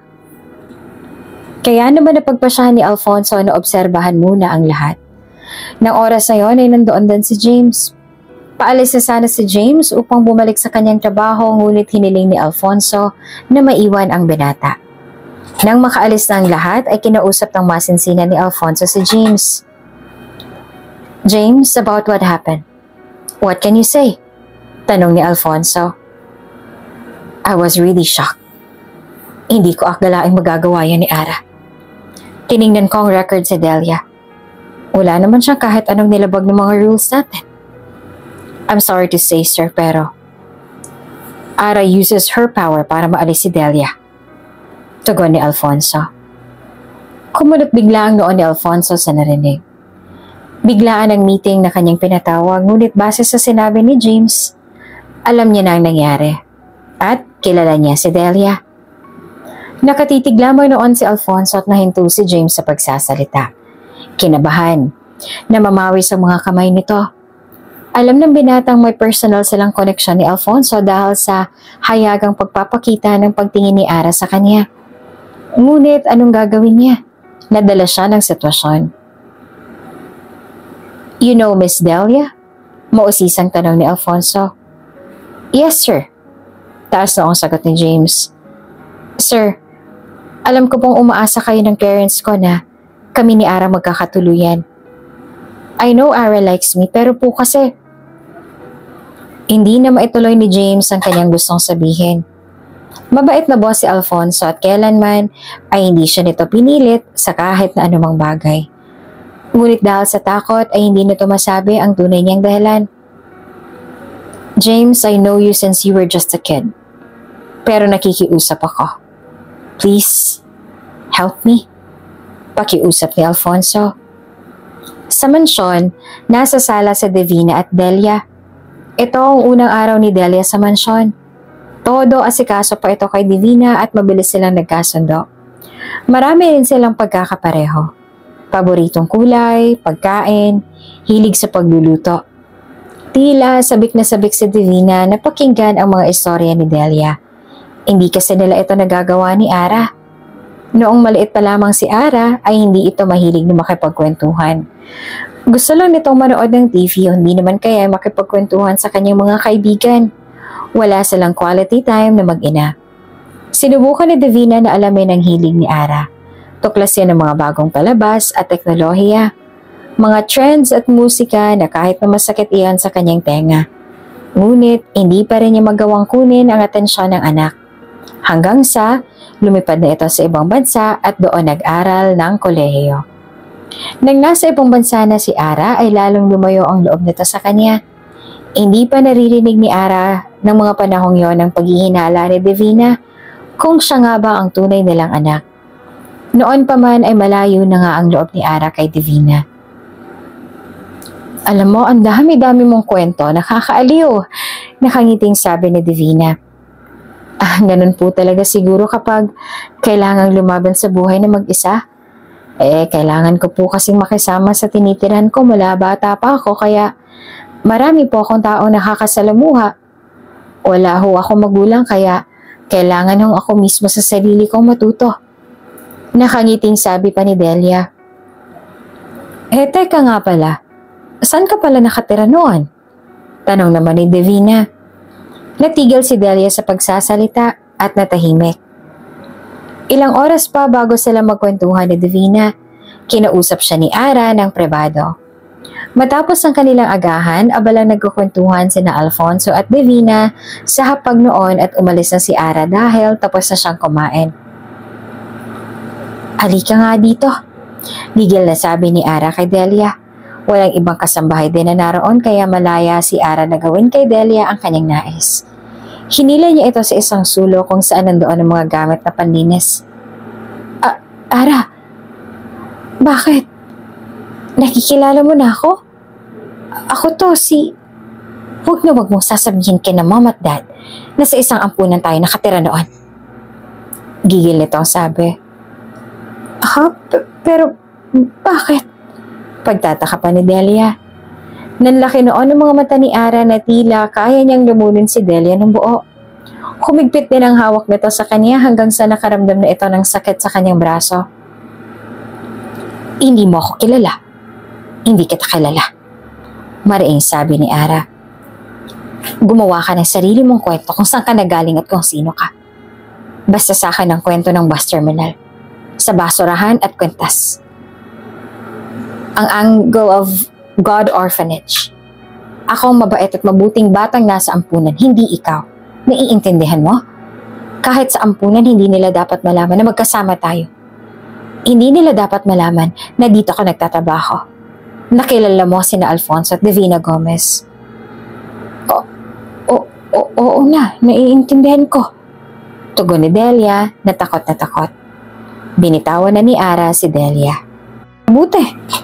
Dahil malaman-laman ko lang na may sinabi ka sa mga yon, lalo na kay mom at dad, kaya-kaya kitang paalisin dito sa bahay na to. At ang pinakamamahal mong si Nanay Lourdes at ang ampunan na yon, idadamay ko. Pananakot pa ni Ara. Huwag sila. Sige, gagawin ko ang sinasabi mo. Huwag mo lang silang gawa ng masama. Pakiusap pa ni Delia. Tumalikod si Ara. Mabuti naman at nagkakaintindihan tayo. Usal nito at saka umalis. Delia? Ulit na tanong ni Divina. Ayos ka lang ba? Natulala ka na lang bigla. Nag-aalala na tanong ni Divina. Sorry po ma'am. Ano po kasi po?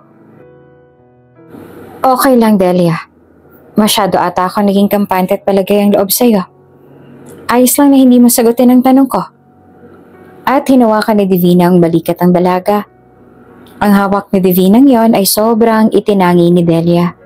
Katulad ito ng hawak ni Lourdes sa kanya tuwing siya'y nagugulumihan sa mga nangyayari sa kanyang buhay.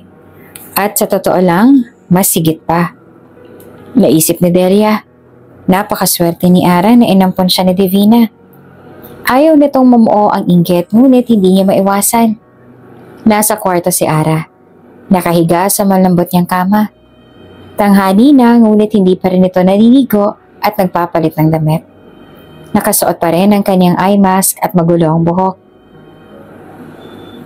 I need to do something. Wika nito na para bang kausap ang kisame. I'll postpone my 1 month off. Hindi pwedeng mapalitan si Delia sa buhay ni na dad and mom. Sa ampunan kinuha niya na ang lahat ng atensyon. Pati ba naman ngayon? Hindi ako makakapayag.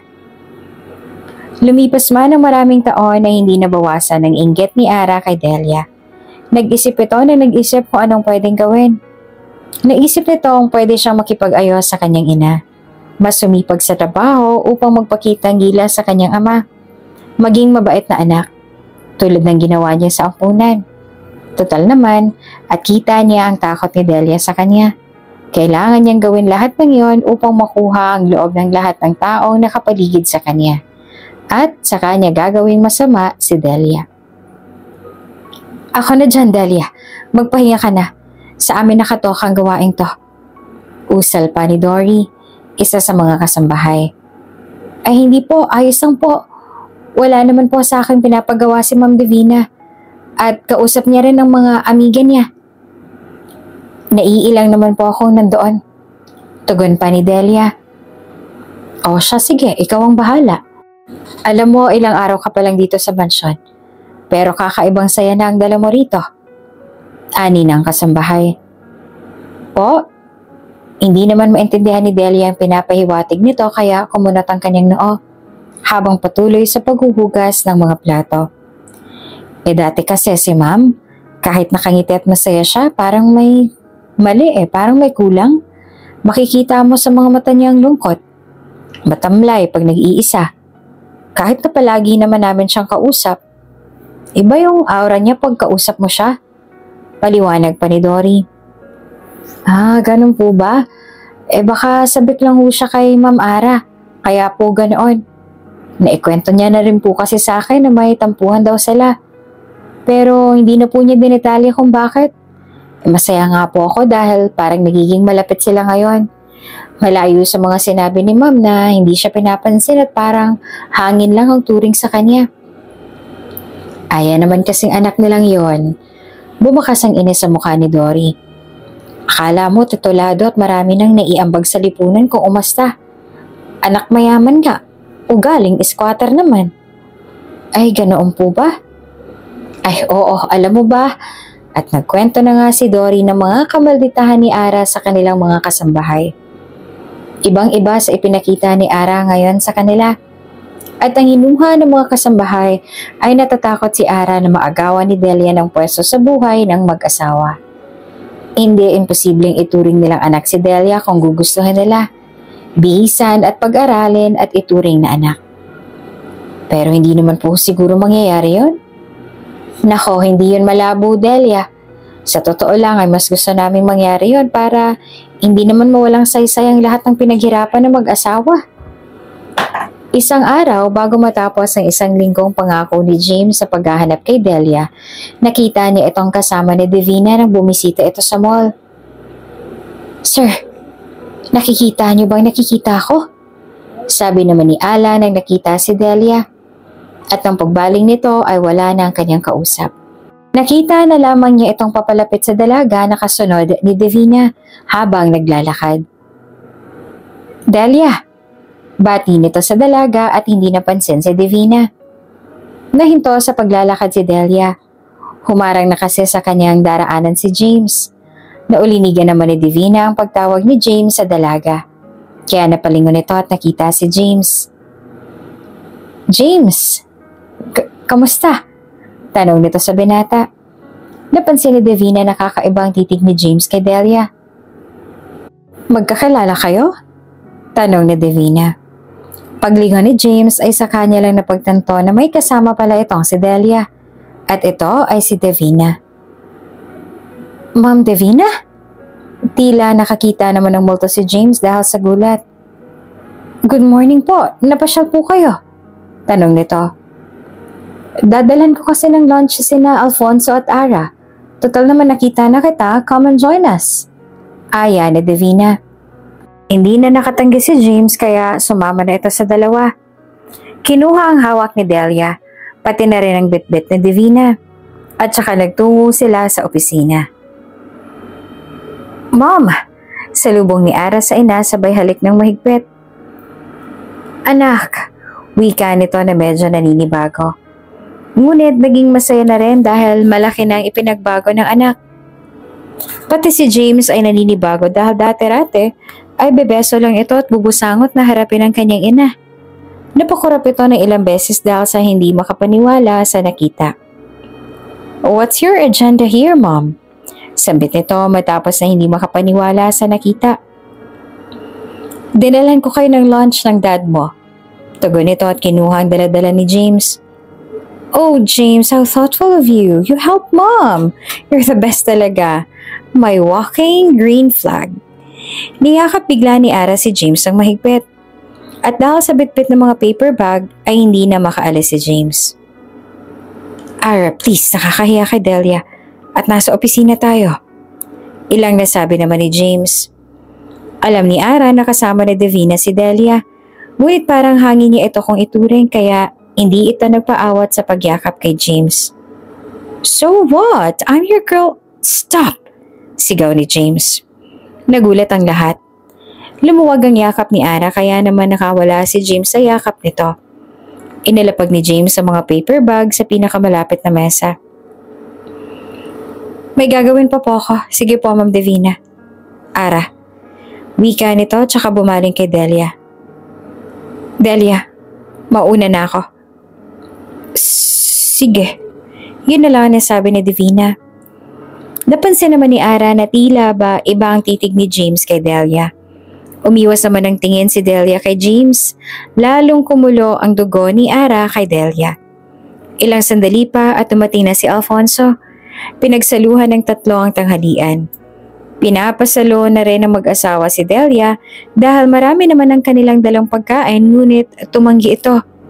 Nakita nito ang pagsulimpat na titig ni Ara at sinipa rin ito ang kanyang paa. Kaya naman nagpaalam na lang ito na ilibot muna sa mall para kamustahin ang kanyang mga dating kasamahan. Sige Delia, huwag kang magmadali. Alam kong na-miss mo rin sila. Ani pa ni Divina. Ngumiti naman si Delia at saka lumabas. Tila may kumukurot sa sikmura ni Ara nang makita ang mga ngiti ni Divina kay Delia. Ang paraan nito sa pakikipag-usap at sa kung paano ito magbilin dito. Mom, for the past years wala naman kayong personal maid ah. Bakit all of a sudden bigla ka nag-hire? Tanong ni Ara. Kasi hindi alam ni Divina ang isasagot. Dahil medyo nagrereklamo ng mga maids sa kakulitan ng mom mo. Sabat pa ni Alfonso at bumaling kay Divina. At isa pa nawala ng trabaho si Delia. Dito, dahil sa layoff. Sabi ng HR department. Nang marinig iyon ni Ara, ay napakagatlabi ito at lumihis ang tingin sa ama. Oh, so dito pala siya nag-work. I see. Patay mali siya nitong sabi. Samantala, nasa mall premises na si Delia. Nabisita niya na si Mina at tuwang-tuwa dahil may trabaho na itong muli. Ang iba pa nilang mga kasamahan ay kanyang binisita rin at kinamusta. Pabalik na si Delia nang bigla itong harangin ni James. Delia. Ay yes po, Sir James. Wika naman ni Delia. Sa loob ng opisina nalaman ni Delia ang katungkulan ni James. Kumunot ang noon nito. Nahiya sa mga nangyari. Pakiramdam niya ay pinagtaksalan siya ni James. Ngunit napag-isip-isip nito na bakit niya nga ba naisip ang mga bagay na yon? Siguro may pagtingin rin siya kay James at nagsiselos sa nakita niya sa loob ng opisina. Ngunit alam niya na malayo ang agwat ng estado ng kanilang buhay at hindi maaaring maging sila. Lalo na't alam nitong may pagtingin dito si Ara. Huwag mo akong tawaging sir. Hindi mo ako boss. Hindi na nagsalita si Delia at tumihis ng tingin. Alam ni James na naguguluhan si Delia sa mga nangyayari at sa kanyang nakita kaya gusto niyang magpaliwanag. Delia, ganito kasi. Okay lang po. Alam ko na. Nakita ko na. Agad na sabi ni Delia. Hindi ganun yan. Siya lang talagang may gusto sa akin. Wala akong gusto sa kanya. Paliwanag pa ni James. Nakalihis pa rin ang tingin ni Delia. Wala naman pong tayo eh. Oo, sinabi ko na ligawan mo ko pero kung may katipan ka rin naman o may nagkakagusto sa'yo o kung kayo man ni Ma'am Ara, wala na ho ako doon. Sige na po sir, mauna na po ako. Iniintay na po ako ni Ma'am Divina. At naglakad na si Delia papunta sa opisina. Sinundan lang ng tingin ni James si Delia at nanlumo ito sa nangyari. Kung kailan niya nakita si Delia ay saka naman hindi niya natakasan si Ara. Naiinis ito sa kanyang sarili. Sir, ano po? Suko na po ba? Sambit ni Ala na nasa isang tabi lang mula pa kanina. Siyempre hindi. Wala siyang sinabing layuan ko siya, no?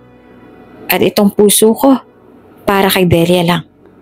Ani nito sabay tikom ng kamao at tinapik ang dibdib. Hindi alam ng dalawa na nasa likuran lang nila si Ara ng mga oras na yon. No, this can't be. Gigil na sabi ni Ara. Pati ba naman si James? Ano bang meron ka, Delia? Bakit ba simula nang sumulpot ka sa buhay ko? Nagkandaletse-letse ng lahat. Bakit ba kinukuha mo lahat ng atensyon? Bakit? Sambit nito. Inabangan ni Ara si James sa opisina nito upang kumprontahin. James, what was that?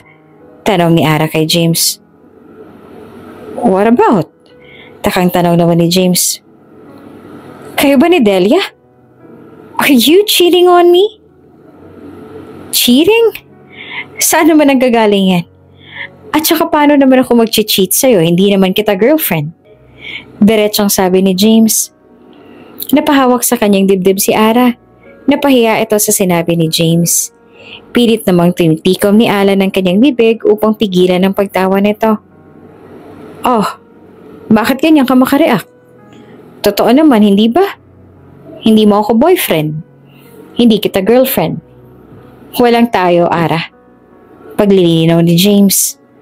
Bumaling si James kay Alan. Alan, tara na. Marami pa tayong gagawin. Sambit nito at nilagpasan si Ara. Umalis na din sina Divina at Delia sa opisina nang makabalik ang dalaga. Ngayon, saan naman tayo pupunta? Usal ni Divina. Saan mo gustong pumunta?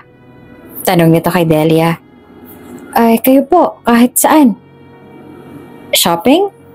Coffee? Spa? Salon? Tanong ni Divina. Medyo napangiwi si Delia dahil hindi niya tipo ang mga ganoong lugar. Bookstore? Kainan? Sunod na sabi ni Divina. Nagliwanag ang mukha ni Delia. Hindi man ito sabihin ay kitang-kita sa kanyang mga mata ang tuwa kung doon sila pupunta. Kaya naman napagdesisyon na ni Divina na doon sila magtungong dalawa. Inubos nila ang kanilang oras sa paglilibot sa bookstore. Habang nagbubuklat ng mga libro, nagpalitan ng paboritong manunulat at mga kwento. Hindi nila namalayan ang oras. Matapos makapamili ng libro ay nagpunta sila sa kainan. Hindi sa mamahalin, kundi sa pangmasa. Si Delia nagsabi kung saan masarap kumain. Nakuha pa ni Divina ang magkamay habang kumakain kahit na nakamanicure ang kanyang mga kuko. Sarap na sarap sa kanin at mga sariwang isdang inihaw sa kanilang harapan na para bang wala silang kabusugan. Nang matapos ang dalawa ay kinuha na ni Divina ang bill upang magbayad. Mabuti naman po at nagustuhan yung mag-iina ang pagkain namin dito. Sa uulitin po. Sambit ng waitress. Nagkatinginan ang dalawa. Nakaramdam ng hiya si Delia ngunit sa loob-loob nito ay natutuwa ito sa kanyang narinig. Hindi. Oo, babalik kami dito ng anak ko. Sambit ni Divina kaya naman nahinto si Delia sa kanyang sasabihin. Pag uwi nila ay nakauwi na sina Alfonso at Ara. Nasa sala noon ang mag-ama. Nanonood ng balita si Alfonso habang si Ara naman ay panay ang scroll sa kanyang cellphone. Mahal, bati nito sa asawa nang makitang pumasok ito sa pinto. Tumayo ito at sinalubong ang asawa at saka hinagkan sa pisngi. Magandang gabi po sir, magandang gabi po ma'am. Sambit naman ni Delia sa mag-ama. Patingin si Ara na nakasulimpat kay Delia. Hindi naman ito pansin ng mag-asawa dahil sabik na nagkwento si Divina sa asawa. How's your day? Ginabi ata kayo.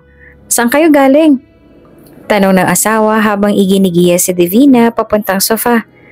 Nako, ilang oras kami sa bookstore. Namiss ko magpalipas ang oras doon. Mabuti na lang at may pagka-bookworm din itong si Delia. Tapos pumunta kami sa kainan sa dampa. Ay mahal, super sarap ng food. Kwento pa ni Divina. Makikita sa mga mata nito ang sayang na darama. Parang batang nagkukwento ng mga nangyari sa kanyang buong araw. So, why didn't you invite me? Sabat pa ni Ara. Mas gusto mo pang kasama ang katulong na yan kaysa sa akin? Ganon ba, Mom? Nahinto si Divina sa pagkukwento. Hindi naman sa ganoon. Alam ko kasing busy ka, anak. Ara, saway pa ni Alfonso. Di ba't inimbite ka ng mom mo kanina? Pinayagan kitang mag-undertime to have quality time sa mom mo. Pero anong sagot mo? May tatapusin ka pa. Kaya ano yung sinasabi mong hindi ka inimbita? No, hindi yun yun. Dapat pinilit niyo ko. Dapat inulit niyo yung pag-i-invite. Dapat ako mas priority niyo kaysa sa babaeng yan. Inaagaw niya ng lahat sa akin. Mula noon hanggang ngayon. You're the worst mom ever. Tumayo si Ara at nagmarcha paakyat sa kwarto. Lahat ng yon ay nasaksihan ni Delia. Napatulala ito sa ginawa ni Ara. Hindi maisip kung paano niya yun kayang gawin sa ina niyang si Divina na kay Bait. Kung kay Nanay Lourdes niya yun gagawin, ako'y siguradong may hataw siyang matatamo. Wala itong respeto sa kanyang ina. Delia, sorry sa nakita mo. Sige na, magpahinga ka na. Pasensya na ulit. Sambit pa ni Alfonso. Pagtalikod ni Delia ay siya namang yapos ni Divina sa asawa at humagulhol ito ng iyak. Alfonso, hindi ko na alam ang gagawin ko. Umiiyak na itong sabi. Niyapos ni Alfonso ang asawa at sinundan lang ng tingin si Ara na kasalukuyang paakyat ng hagdan. Anong inagaw ni Delia sa kanya mula noon? Hanggang ngayon? There's something wrong. There's something wrong, Ara. Anong pinatago mo? Usal ni Alfonso sa kanyang isipan. Mas tumindi ang hinala ni Alfonso sa mga kilos ni Ara.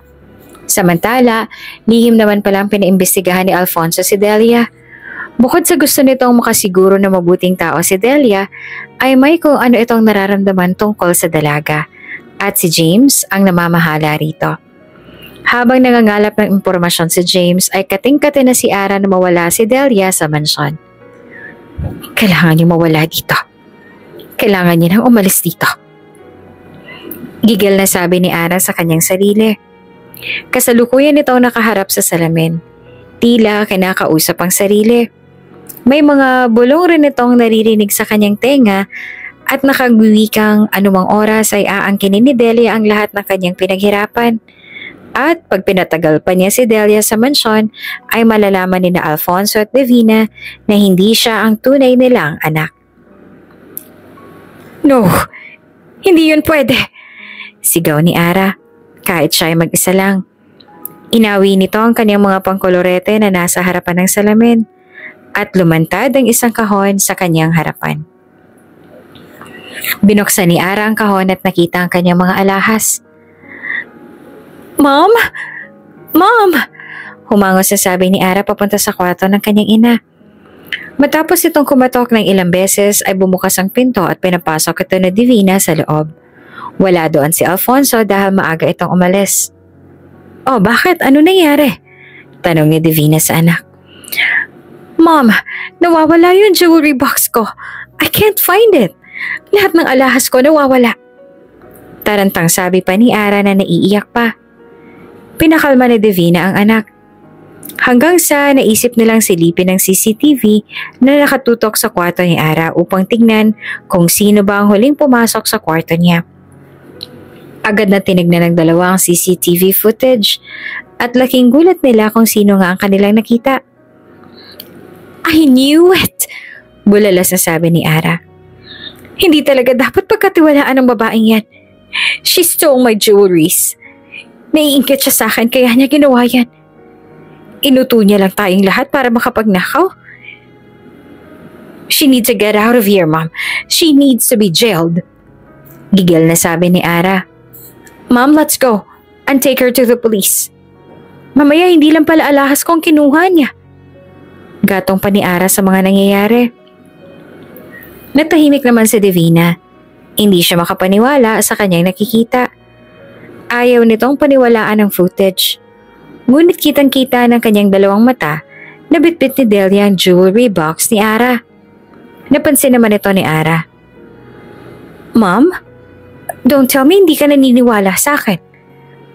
Look, malinaw na malinaw, she stole my jewelries. Ano, hihintayin mo pa bang i-massacre tayo ng babaeng yan? Mauulit na naman bang pagiging pabayaan nyo 19 years ago? Nanginginig si Divina. Hindi ito makapagdesisyon dahil alam nito sa kanyang sarili na tila may mali sa mga pangyayari. Ngunit paano nga kung mangyari ang sinabi ni Ara? Paano kung maulit muli ang nangyari 19 na taon na nakalipas? Nang dahil sa kapabayaan niya ay may mawawala ulit sa kanilang pamilya. Okay, call the police at report mo ang nangyari. Utos ni Divina. Agad na tumayo si Ara upang i-report ang nangyari sa mga pulis. Naiwan si Divina sa kwarto at naiiyak sa ginawang desisyon. Samantala, wala namang kaalam-alam noon si Delia sa nangyayari. Ang tanging alam lamang nito ay pupunta siya sa mall ng araw na yon upang sundin ang pinag-uutos ni Ara sa kanya. Oh, Delia, ang aga mo namang gumayak. May lakad kayo ni Ma'am? Tanong ni Dory na kasama niya sa kwarto. Ay hindi po, inutusan po ako ni Ma'am Ara na ipalinis ang mga alahas niya. Eto nga po't pinaghiwalay-hiwalay ko pa isa-isa para mabilang ko kung ilan ang ipapalinis ko. Tugon ni Delia. Aba, himala, pinagkatiwalaan ka ni Ma'am Ara sa mga personal niyang gamit. Nakakapagtaka. Ani ni Dory. O siya, sige, kumain ka muna bago umalis para naman hindi ka magutom sa daan. Habang hinihilera ang mga kwentas ay nakita ni Delia ang isang pamilyar na kwentas sa matagal niya nang hinahanap. Teka, sa akin to ah. Bulalas na sabi ni Delia. Ang tagal ko nang hinahanap to na kay Ara lang pala. Kitang-kita sa mga mata ni Delia ang pagkasabik sa kwentas. Kinapari nito ang naka-engrave na pangalan dito at tinitigan. Oo, tama. Palagi nga niyang hinihiram sa akin ang kwentas na to sa ampunan. Hanggang sa hindi niya na nabalik ang kwentas na to. Hindi alam ni Delia na nasa may pinto noon si Divina. Paglabas ni Dory ay siya namang pagpasok ni Divina at nakita nito sa akto ang ginagawa ni Delia. Pati na rin ang pagbulalas nito tungkol sa nakita nitong kwentas. Kwentas mo? Tanong ni Divina. Bigla namang napatayo si Delia sa gulat. Ma'am, andyan po pala kayo? Delia, bakit nasa iyo ang mga alahas na yan? At anong sinasabi mo na sa iyo ang kwentas na yan? Usisa ni Divina. Ma'am, Papaliwanag po ako. No need, sir. Pakiaresto na po ang babaeng yan. Huling-huli sa akto. Nasa kanya po ang alahas ko. Sambit ni Ara na may kasamang mga pulis. Hinalugog pa ng mga pulis ang buong kwarto. Nakita rin ng ilang mga alahas sa bag ni Delia, bukod pa sa mga alahas sa kanyang inayos ng oras na yon. Binasahan ng karapatan si Delia at pinosasan. Nagkagulo ang lahat ng dahil sa nangyari. Teka lang, wala naman po akong ginagawang masama. Maniwala naman po kayo sa akin, no? Hindi ko po magagawang sinasabi nila.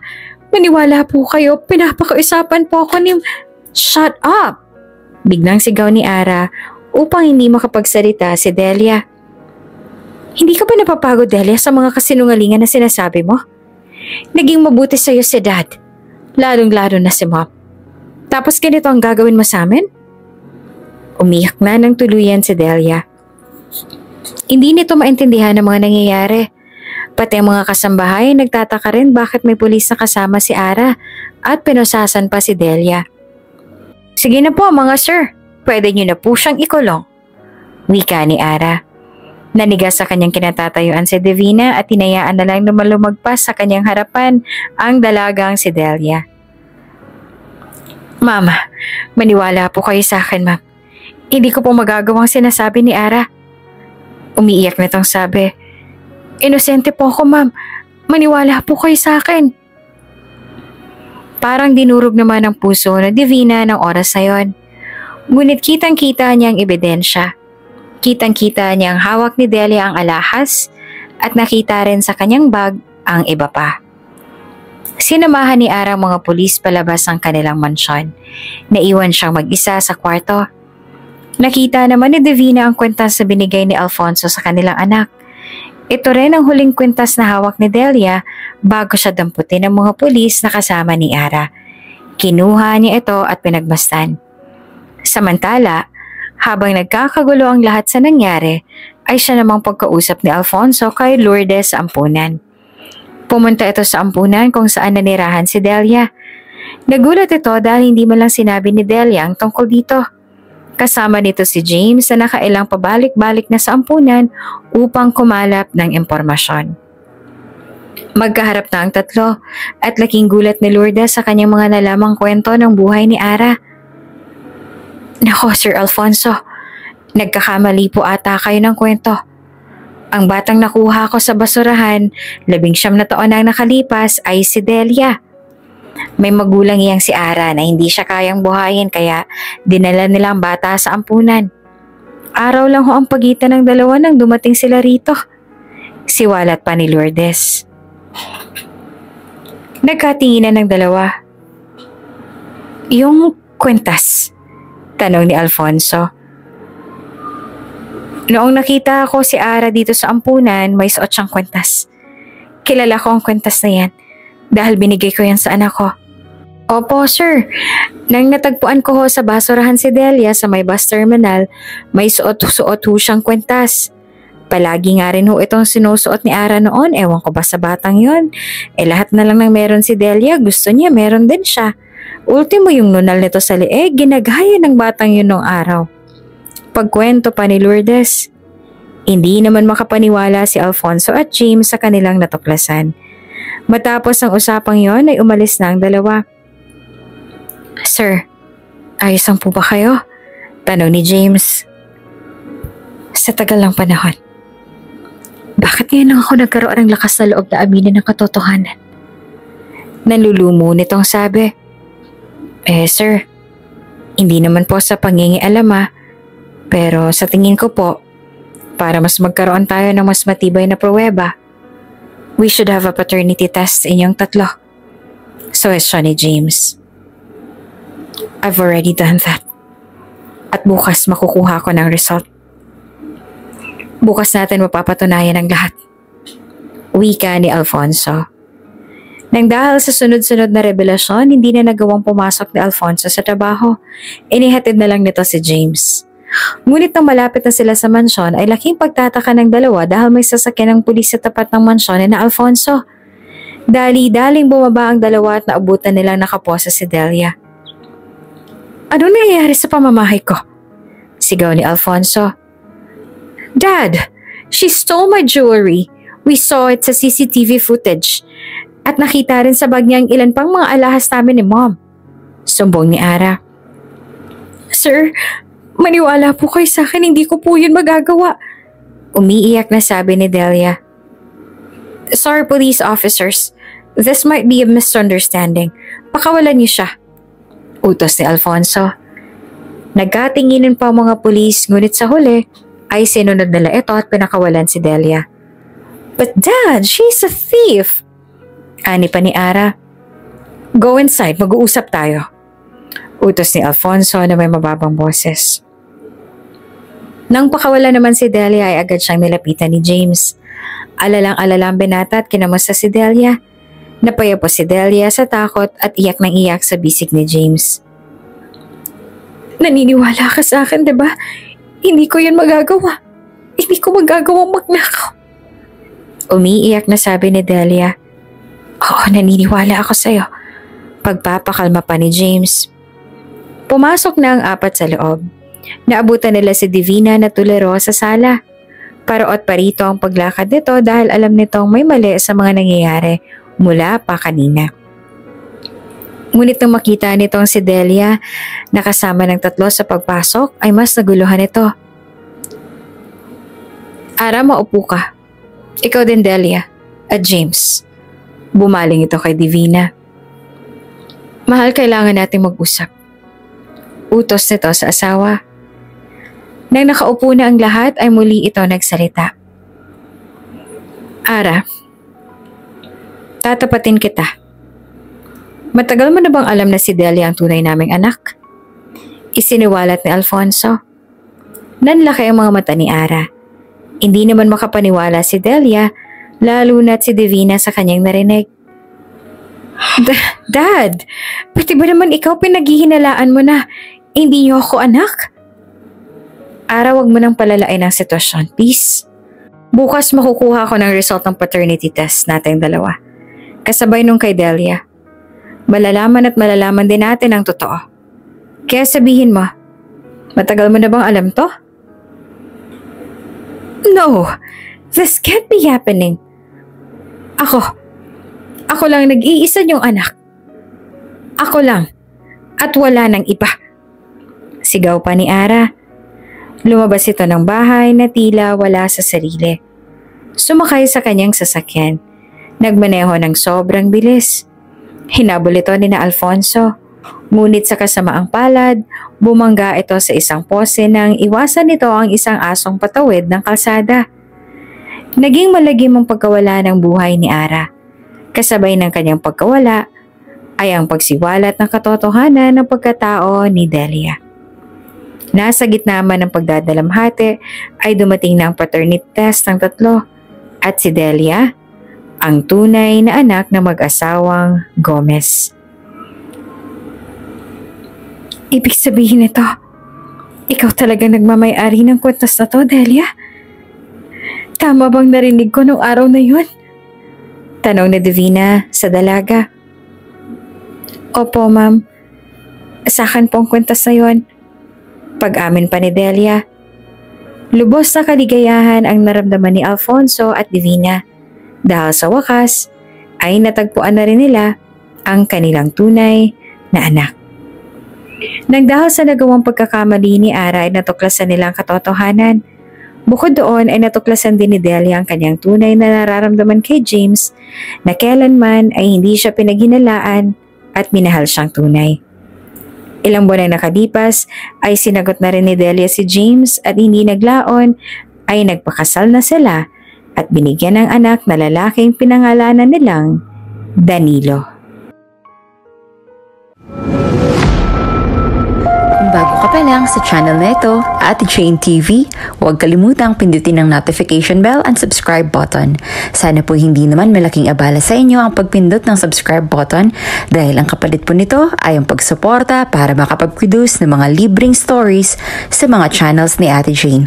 Maraming salamat!